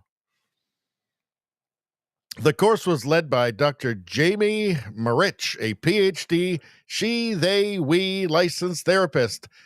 They're really handing out those PhDs to just anybody now, aren't they? Executive Officer of Healing Selves Therapeutic, Heather Ellis Scarsborough, and author of several books on cults. Doesn't really know what a cult is, though, apparently. Let's see. Here are a few highlights. Dr. Janja Leach said MAGA is a cult. MAGA. Dr. Janja Leach said MAGA is a cult on a national scale that presents an image of bringing the... Okay, so we know. Let's take a look. These two don't look like a couple of commie dingbats at all. Let's take a look. By the way, they're always commies. Talk about it here in the light of what's happening now with Trump and his followers. The transcendent belief system. You said the belief system that offers you the answer to everything, the past, the present, the future. You have to change. You are not okay as you are. Okay, well, how about the border? How about the answer to that? Because Trump had the answer to that. And it kind of feels like that was like the biggest issue. So how about that? So he said he was going to fix the border, and then people said, we want you to fix the border, and then he did. So I'm not sure I see the cult part of this yet, but okay, continue. And justifies the means belief system. So anything, you want to comment that you're seeing with Trump and that belief system? Well, I think what we're seeing is like, again, like, okay, so like there's a belief system that like Trump will fix the border, and then he fixes the border. So I don't know. It seems all right to me. I think the belief system ruling our country today, in my opinion, is grounded in racism and presents an image of bringing the country back to a white majority and white power. And I think that's what... When you always know what somebody's going to say before they say it, when you know everything they believe automatically, right? You automatically know every single thing they believe. When you know what they're going to say before they say it, that it's all about racism, white supremacy, blah, blah, blah. We've heard it ad nauseum, right? You have to question who's actually the one in the cult, right? Because this cultic belief system. So Trump says he's going to fix the border. He says the United States has uneven trade with essentially the globe, which in fact is true, right? Most countries have had preferential trading deals with the United States. None of these things are white supremacy, right? Like having a border is not inherently white supremacy. Now, if you said only white people can be in this country, oh, well, then maybe you've got a point, right?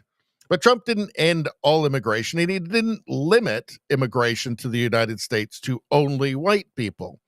So it seems like it's perhaps her belief system that really we should be calling into question here, right? Because Trump had real issues that people actually care about that aren't made up, right? Border, trade, for instance, right? These are real important issues. Also, Trump wanted to be a president of peace. He's been busy brokering peace between numerous conflicts already and successfully, and he's working on Russia-Ukraine. Is that working out? No, but he's trying, right? It's much better than what Biden was doing. He's not trying to start World War III. But these are all perfectly reasonable things and perfectly reasonable reasons for people to vote for Trump. So she's characterizing this as a cultic, a cultic belief system, when it seems like the cultic part is really kind of here, people totally disassociated from reality and what motivates people to vote for Trump, what motivated the MAGA base. Let's let it continue a little longer. Most people bought into. I think other people kind of went along, perhaps because maybe their pastor became one of the ones who huddled around him and praised him and, whatever. We don't need to watch anymore. These people are completely detached from reality. I'm going to say it again. These people are representatives of the cult, of cult-like thinking, totally detached from reality, totally detached. In fact, they seem to have no understanding of policy whatsoever. Like they seem to be completely clueless. Like they certainly are clueless as to what motivated people to vote for Trump. And it has nothing to do with this fantasy world that they've concocted, this white supremacy fantasy world that they've concocted. Maybe that's the leftists had nothing but that, but just calling people racist and phobic and whatever, patriarchy for so long, they seem now incapable of coming up with another trick. So they just keep going. They just keep running it into the ground. Maybe they really are incapable. Maybe they've limited their own consciousness to the point where they're no longer capable of thinking outside of that bubble. Maybe that's the solution right there. But it is pathetic, is it not? One thing that is certain is that those people need to be defunded. They need to be defunded. And because there's no reason, certainly why any public dollar should ever go to these people, right? And by the way, guaranteed they're communists, because they all are. All right. What's this one? What did we have here? Okay. I want to get to JD Vance posted this. So here he is in an interview, and here he's talking about what's happening in DC with the Trump administration making it safe for people to just live there. Again, let's watch. Actually, the most interesting thing, Laura, was after the cameras left, Pete and Steve and I stayed and, had lunch with these troops and just learned a lot about what they're seeing, about how much the city has changed in just the past 9 days. So crazy statistic. Violent crime has dropped in D.C. 35% in 9 days. Robberies in D.C. have dropped 55% in 9 days. And it highlights the fact that this living with lawlessness and disorder, that's fundamentally a question of political will. If you've got the political will to enforce the law, you can make even cities like D.C. safe again. And that's what we're demonstrating. And I hope that the American people take an important lesson from this, because obviously D.C. is a federal city, New York, L.A., these places are not. I hope the American people just recognize that you don't have to live with lawlessness. You don't have to live with third world murder rates. If you just take control of these cities, you can make them safe places to live in. So actually, the most interesting. Yeah, this is, the will to do it, right? Like with the border. There was a nonstop propaganda tsunami around the border leading up to the last election in the United States about how it needed a bipartisan border bill. By the way, the bipartisan border bill, just made illegal immigration legal, right? That's all it did. But Trump was saying the entire time that, no, you just need the will to actually enforce the law, right? To enforce the rules. And he was elected, and then he immediately proved that. You just need to have the will to enforce the law. And he did. And this is what leftists are constantly, it never stops. They're trying to undermine that. They're trying to undermine your will to just do the right thing until they can change the laws so that the right thing isn't even possible anymore. So I think JD Vance is very good at communicating these points, right? You just need the will to enforce the law, right? And then people can feel safe again, or at least safer. At least your civilization can be civilized, right? Or more civilized, at least. These seem like important things, And the left hates it because it doesn't undermine civilization. It doesn't undermine society. So that means it's less likely to get the revolution. You're less likely to be able to burn everything down to build your communist utopia on top of it. Let's see. I think we already saw that last week. All right. That's it. We're on the last tab. We're 3 hours in. We're on the last tab.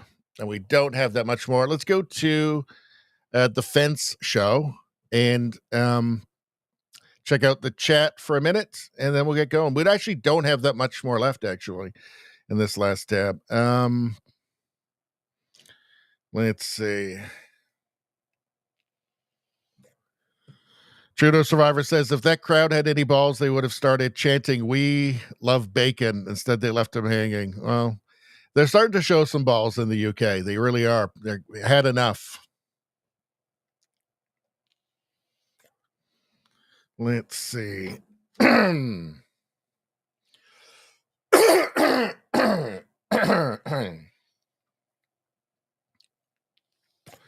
Radio Streamer says, okay, I'm just going to say it. Europe has fallen, and short of a 1776 moment, they're not coming back. I think you will see civil war in a European country in the next 20 years because of the demographic issues there and the total lack of integration. I think it's inevitable. I'm not sure. I'm not going to say which country, but one of them. Izzy says, wow, not allowed to like bacon now. Not in the UK. It could offend somebody. I know what James says. LOL, Richie, you have a definite Newfie accent. No, I don't. Although maybe I might have had a stroke during the stream, so I might have gotten one. Who knows? Nevada says UK will have a civil war. A lot of people predicting that.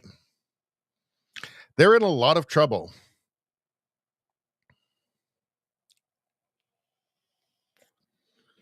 Let's see. Izzy says, next step is to make people blind. Let's see. Oh, to make people blind? You're talking about, are you talking about, hold on. Where was it? The orchestras, the blind auditions? Yeah, probably. Judo Survivor says, blind auditions weren't enough. Blind and dead auditions are the way to go. Blind and deaf auditions are the way to go. I guess they're going to have to go to that. It sounds like they don't care whether or not the orchestra sounds good, though. Izzy says, sounds too ableist. Needs to be mentally retarded too. So that's neurological diversity, I think, Izzy. That's the non-offensive way to say it. Let's see. But we want to make sure we're on the fence show. Hold on.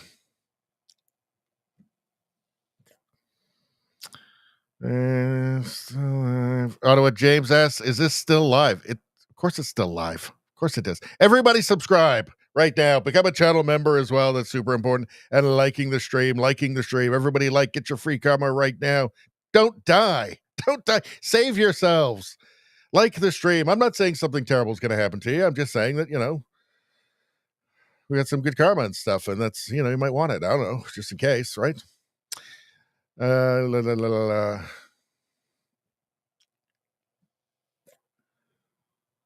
Let's see. There's a long delay sometimes on the chat, radio streamer saying. So let's see.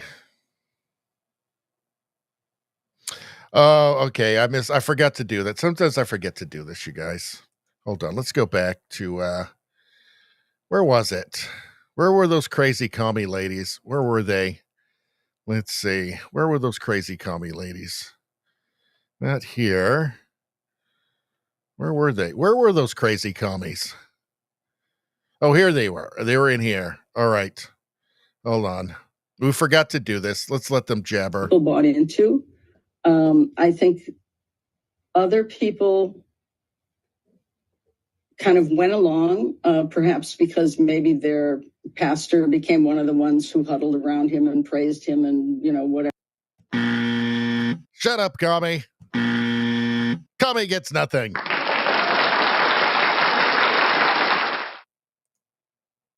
That he would, quote, make America great again. And for them, that meant getting rid of the black and brown people. No offense, but it sounds like some fucking commie gobbledygook. You went full retard, man. Never go full retard. How can you talk if you haven't got a brain? I don't know. But some people without brains do an awful lot of talking, don't they? They sure do. They sure do. Let's see. Sounds like hate facts, Izzy B says. Hate facts. Hate those hate facts. I hate hate so much that I hate myself for hating hate, because hate's bad. Let's see.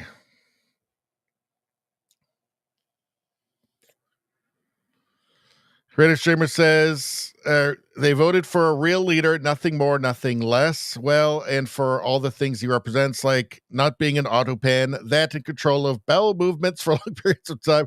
Not sure why the second one mattered. I say, and I continue to say, that the election in 2024 was a fork in the road.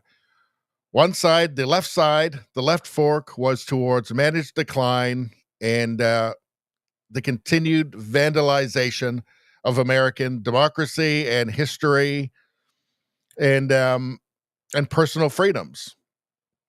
The right side was Trump, and that was a doubling down on Western civilization, right? A doubling down on capitalism, on the dignity of the individual, not just being some part of some faceless identity blob, right?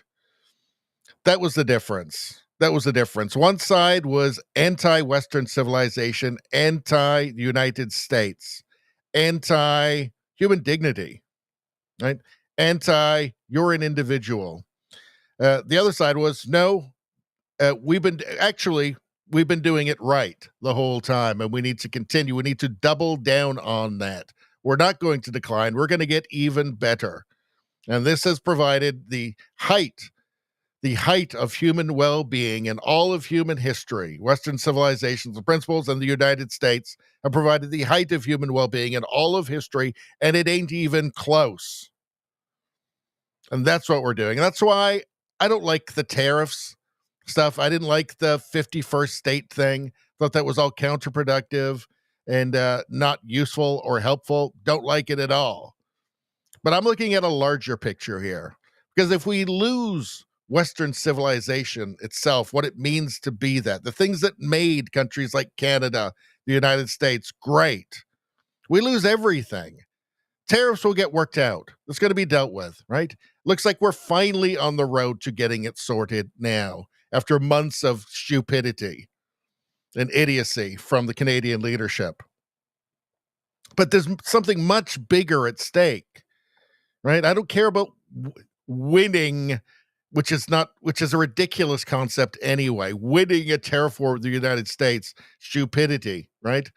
I care about there still being something that is recognizably good about the world, right? About the place where I live and where you live, right? That's what's at stake.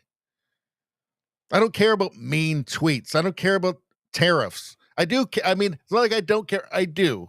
And I've not been a fan of them, but I care about so much more than that.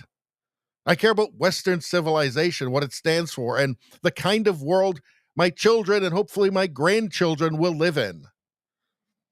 And that's not represented by the globalist technocrat central bankers like Carney, or the alcoholic socialist authoritarians like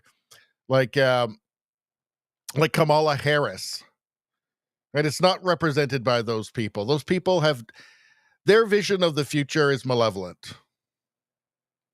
And it has to be fought against. So that's why I still support Trump, because I'm not looking at the little picture. I'm looking at the big picture. And everybody should do that.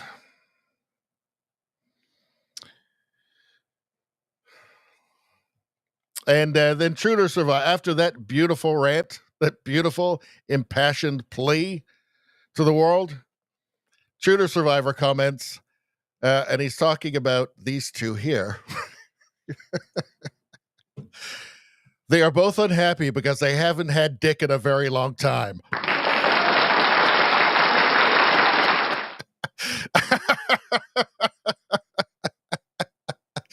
This is why I love you guys. This is why I love you guys. This is why I keep coming back.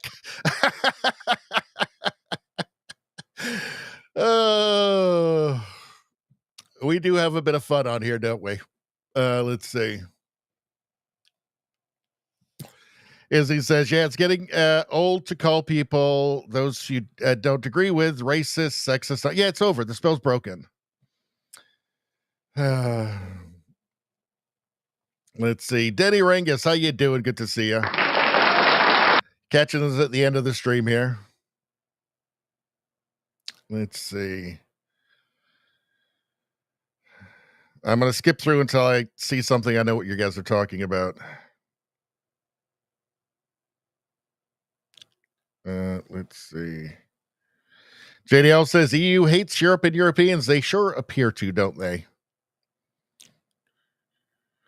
Radio Streamer says, I have a request, please. Anyone that normally does not chat here, please join us. We only bite in self-defense, I promise. That's a good thing. Yeah, anybody who doesn't normally join in, it's fun. What is great. All right. Spambot hasn't been on chat very much because still working. Yikes. Well, I hope we're not distracting you too much. Radio streamer says, you don't count, Spambot. You're a living legend here. That is the truth. Just clocked 13 hours. Yikes. All right. Well, let's get on. Let's move on. So what do we got? Here's the last tab of the stream.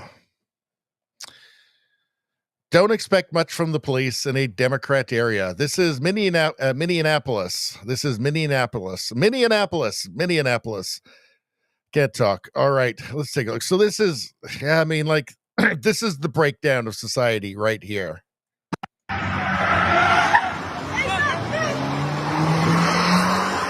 Like, what the fuck are you here for? Y'all don't do shit. What's the point? I mean, what you should see is sirens go on and screeching tires, and they get these fuckers. This is a sign that you're not living in a safe place, that everything is falling apart. And that's the point, I guess. That's the point.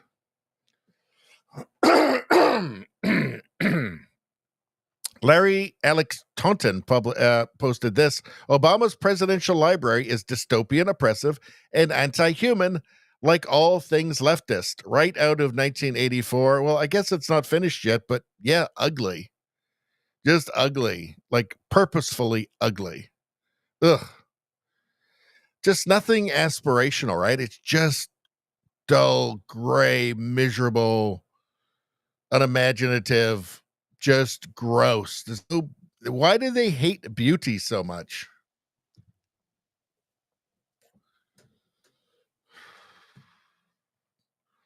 Like, serious question. Why do they hate beauty so much? They hate it. Hold on. Let's gotta try something out here. Hold on. Yeah, you guys tell me, why do they hate beauty so much? Why does Obama hate beauty so much? That this would be his library, right? It's not inspiring. It's just depressing. It's just give up. Just give up. Put your head down. Do what you're told. There is no hope. Nothing to aspire towards. Everything is just this. Ugh.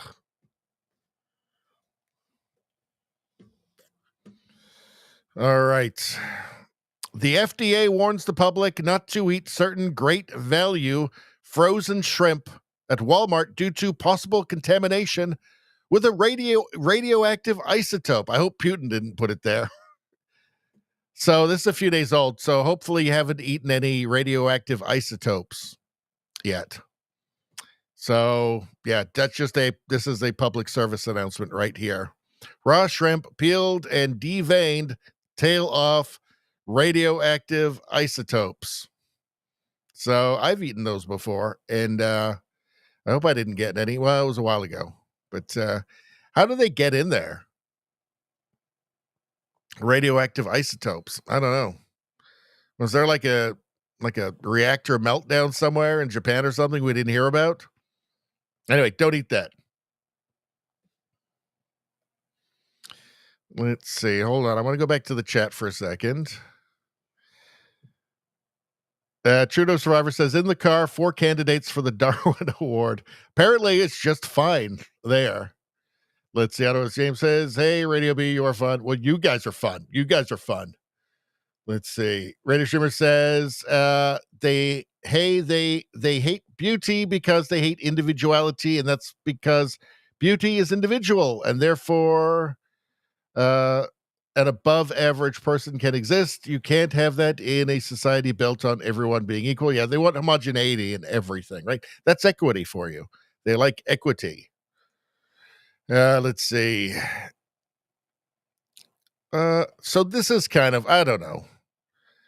Larry Fink, the CEO of BlackRock, now the head of WEF. Coincidence? Frank Bacone? Well, both Trump assassins, and this is true, were featured in a BlackRock commercial, which is weird, right? It is weird.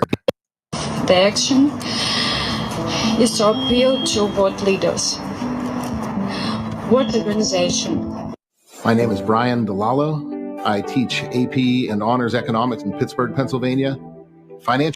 Yeah, they're both in this. Like, where was the first one? Check this one out again. Where is that? There he is. That's the second guy. Routh, I think his name was. And then in this one, there he is right there. Crooks, Thomas Crooks, right there. That's him. It's pretty weird, right? It's very strange. Like, this would be like in like a thriller, like some like, spy movie or something. This would be like a clue, like BlackRock. BlackRock has something to do with it, right? Like, no, it's weird, right? Spambot says, if you eat bananas, you are eating radioactive potassium. Oh, fuck. Oh, shit. Is that true? Because that doesn't sound good. I've eaten bananas and I didn't go radioactive. Let's see. But I trust you. I trust you. Spambot says, I love walking through the fruit area grocery stores with my Geiger counter. And that is why we love you, Spambot.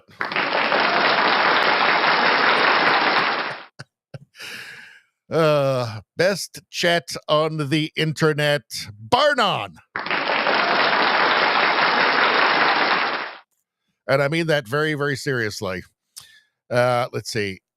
Viral Vortex, teens' reaction to this first paycheck from McDonald's. This is just nice and wholesome. I really like this one.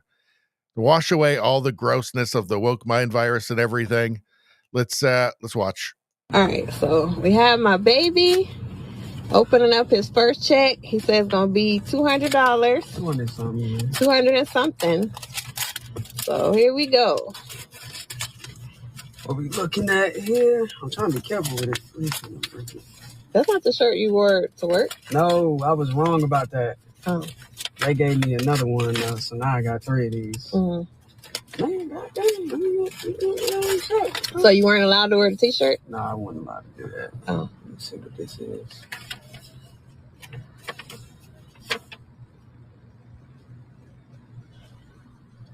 That's $283. Oh. After tax, what's that? That is after tax. Hey, you got some money. Shoot.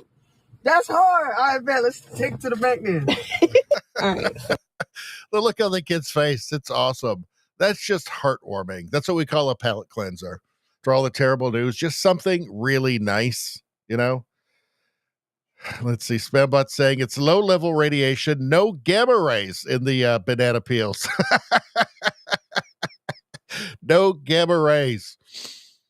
I bet you guys have got some very. I've actually learned a lot about you guys just through the chat here. I bet you guys have some really great stories. We're gonna have to do like a meetup in Banff or something eventually. I'll meet up because I bet you guys have some crazy stories. All right, let's continue. Anyway, that was really nice. It's just heartwarming, just a nice story on the internet for once. Welcome back, Elon, August 19th. So I guess they're friends again. And Melania is really happy about it because they were best friends and then they weren't anymore. So I think they're a very powerful team, obviously. So it's, nothing bad can come of Elon Musk and Trump being friendly and, hopefully having the same interests and working towards the same goals. Nothing bad can come of that. From Dr. Jebra Fauci, Joe Biden looks energetic and vivacious as usual. He could have been president for another 8 years at least. Just look at him. Tried to keep up. Can you imagine? My God. My God.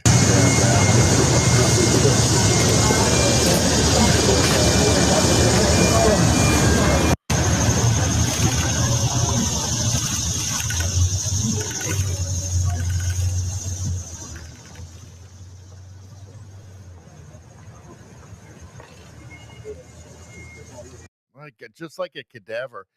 they actually tried running him again to be their puppet for another 4 years. My God, just awful. I mean, look, we all end up in the same place eventually. Nobody gets out alive, but I would normally show a bit more, I don't know, compassion, but he's evil. He's just an evil guy. I have very little compassion for him. Just a bad human being, a really bad human being. In my opinion, that's what I think.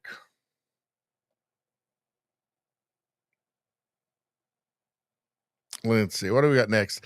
We've seen this before, but I just think it's hilarious. I've never actually watched this movie, but I want to watch it.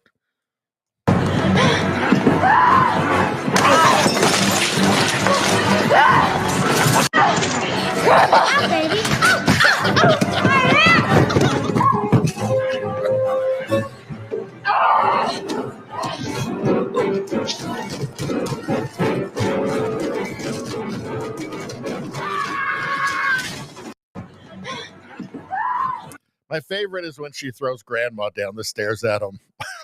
This was when the movie industry was at its peak. I guess it's Scary Movie, one of the Scary Movies. That's a good gag. It's very kind of, Airplane, Zucker guys, Naked Gun type stuff. James Lindsay posted this. James Lindsay, anti-communist, he posted, "Every time you blame a boomer, you're just engaging in Red Guard mentality. You should know where that goes." Well, I see where he's going here, like the Cultural Revolution, Red Guard, Cultural Revolution, the four olds, right? I think in Canada, boomers, it was really the Brantford boomer. Was it the Brantford boomer? Something like that. Brantford boomer with his middle fingers up that really enraged everybody sane in the country. The liberal boomer who did that. And as a demographic, they did go for Carney. Now, of course, it wasn't 100%, but it was enough to swing Carney over the line. And I've always been very careful to say it's not all, obviously. It's not even most, right? But it was enough. And there's a lot of amazing boomers, and someone watched this show. And, but if you can blame the Brentford boomer, you can blame him. That's fine. I understand where James Lindsay's going with this, with the Red Guard stuff, and everything old has to go. So I think he's being a little bit unfair with this. There are boomers you can blame, right? But I guess if you're just saying as a group, if you're just saying that boomers are now a class, right, an enemy class, don't do that. That is absolutely Red Guard mentality. But you can blame a boomer, right? One who's, I can blame a boomer who voted for Carney, right? But I don't blame them as a group. I don't turn them into a new enemy class because, that is Red Guard mentality. That is Cultural Revolution mentality. And it's also not fair, right? It's totally unfair. Comedian with family in the Midwest goes off on soft liberal New Yorkers, reminding them who grows all their food. Well, let's check this out. Let's take a peek. Going home for Christmas tomorrow, going back to the Midwest, the good part of the country. And my family's all like farmers and well drillers. My family lives in like the type of small town that still thinks Dippin' Dots are the ice cream of the future, They're like, if the Democrats gave us Dippin' Dots, we wouldn't need fentanyl. Oh, we love mocking middle America, don't we, New York? Don't we? They're so fucking stupid, aren't they? They also grow all your food, don't they, you little f***ers, don't they? You little soft-handed liberal scum. You'd bleed if you looked at a shovel, you little c***s, wouldn't you? You don't do a single useful thing for the planet, you little f***ers, isn't that true? You'd die in a day without Republicans, wouldn't you? Yeah. You can't eat a podcast, can you? Yeah. There's no protein in slam poetry, is there? Yeah. I don't agree with Republicans, but good luck finding a woke plumber. Good luck finding a 50-year-old guy with his ass hanging out who's like, free Britney. That's what I hate about New York. People think they're so tough here. It's so annoying. They're like, you can make it in New York. You can make it anywhere. Nah, you die in a day on my uncle's farm, man. He doesn't have clean drinking water, sriracha, or feminism, right? Well, he has sriracha. He calls it Chinaman ketchup. But, like, my uncle might not be woke, but he's awake at 5 a.m. every day, harvesting those little brown organic eggs you love, right? And he's whispering to every single one, I wish you were white.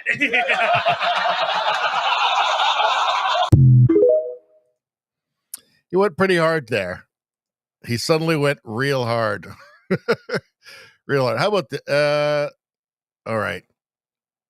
I just want to save this one for because we are going to do a premium stream on Monday, and we can't do this one until Monday. But we are going to do a premium stream on Monday. So there's a couple I have to say. This one I have to save too. I can't do it because you got to play the music. Let's see. There's apparently no scientific basis to this, but empirical tests seem to confirm that ma'a works as a come here sound for cats. All right, let's take a look. Which means come here. Ni cagando. Ni cagando.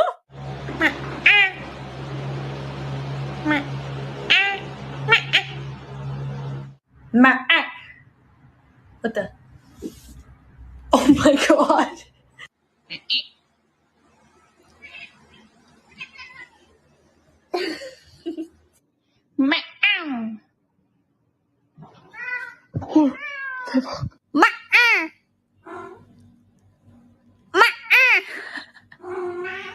Anna.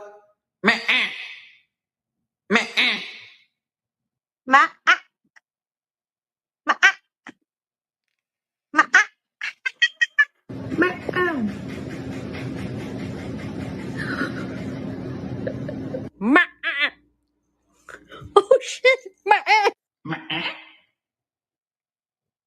Maybe it means I'm dying. Come here and eat me. Maybe. I don't know. We don't know what they're thinking. We have no idea what those little monsters are thinking. I guess that's it. I guess that's everything, people. I guess that is everything. All the things right there. So I guess that's it. Let's get to the chat. And I guess then we're done. Done for the evening. It's almost 3.5 hours. Let's see. Let's see. Where were we in the chat? Let's see.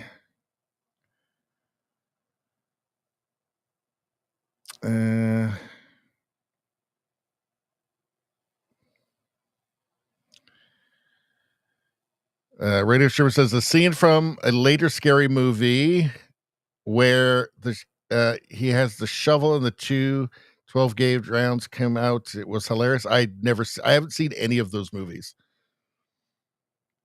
Let's see. All right. Well, maybe we can do the scary movie scene. Hold on. Since we're at the end. Hold on. Give me 1 second.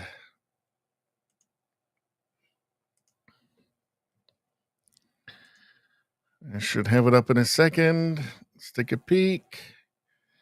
Shovel cook. All right, here we go. I'll start it up again. So this is from Scary Movie.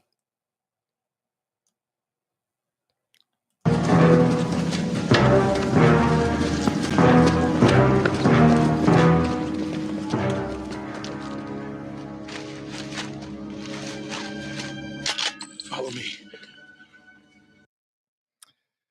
All right. I don't know. I should have saved that for Monday anyway, because that's guaranteed to get a copyright, which I'm going to have to deal with later. Let's see. So don't send me any more links. We'll do those on Monday.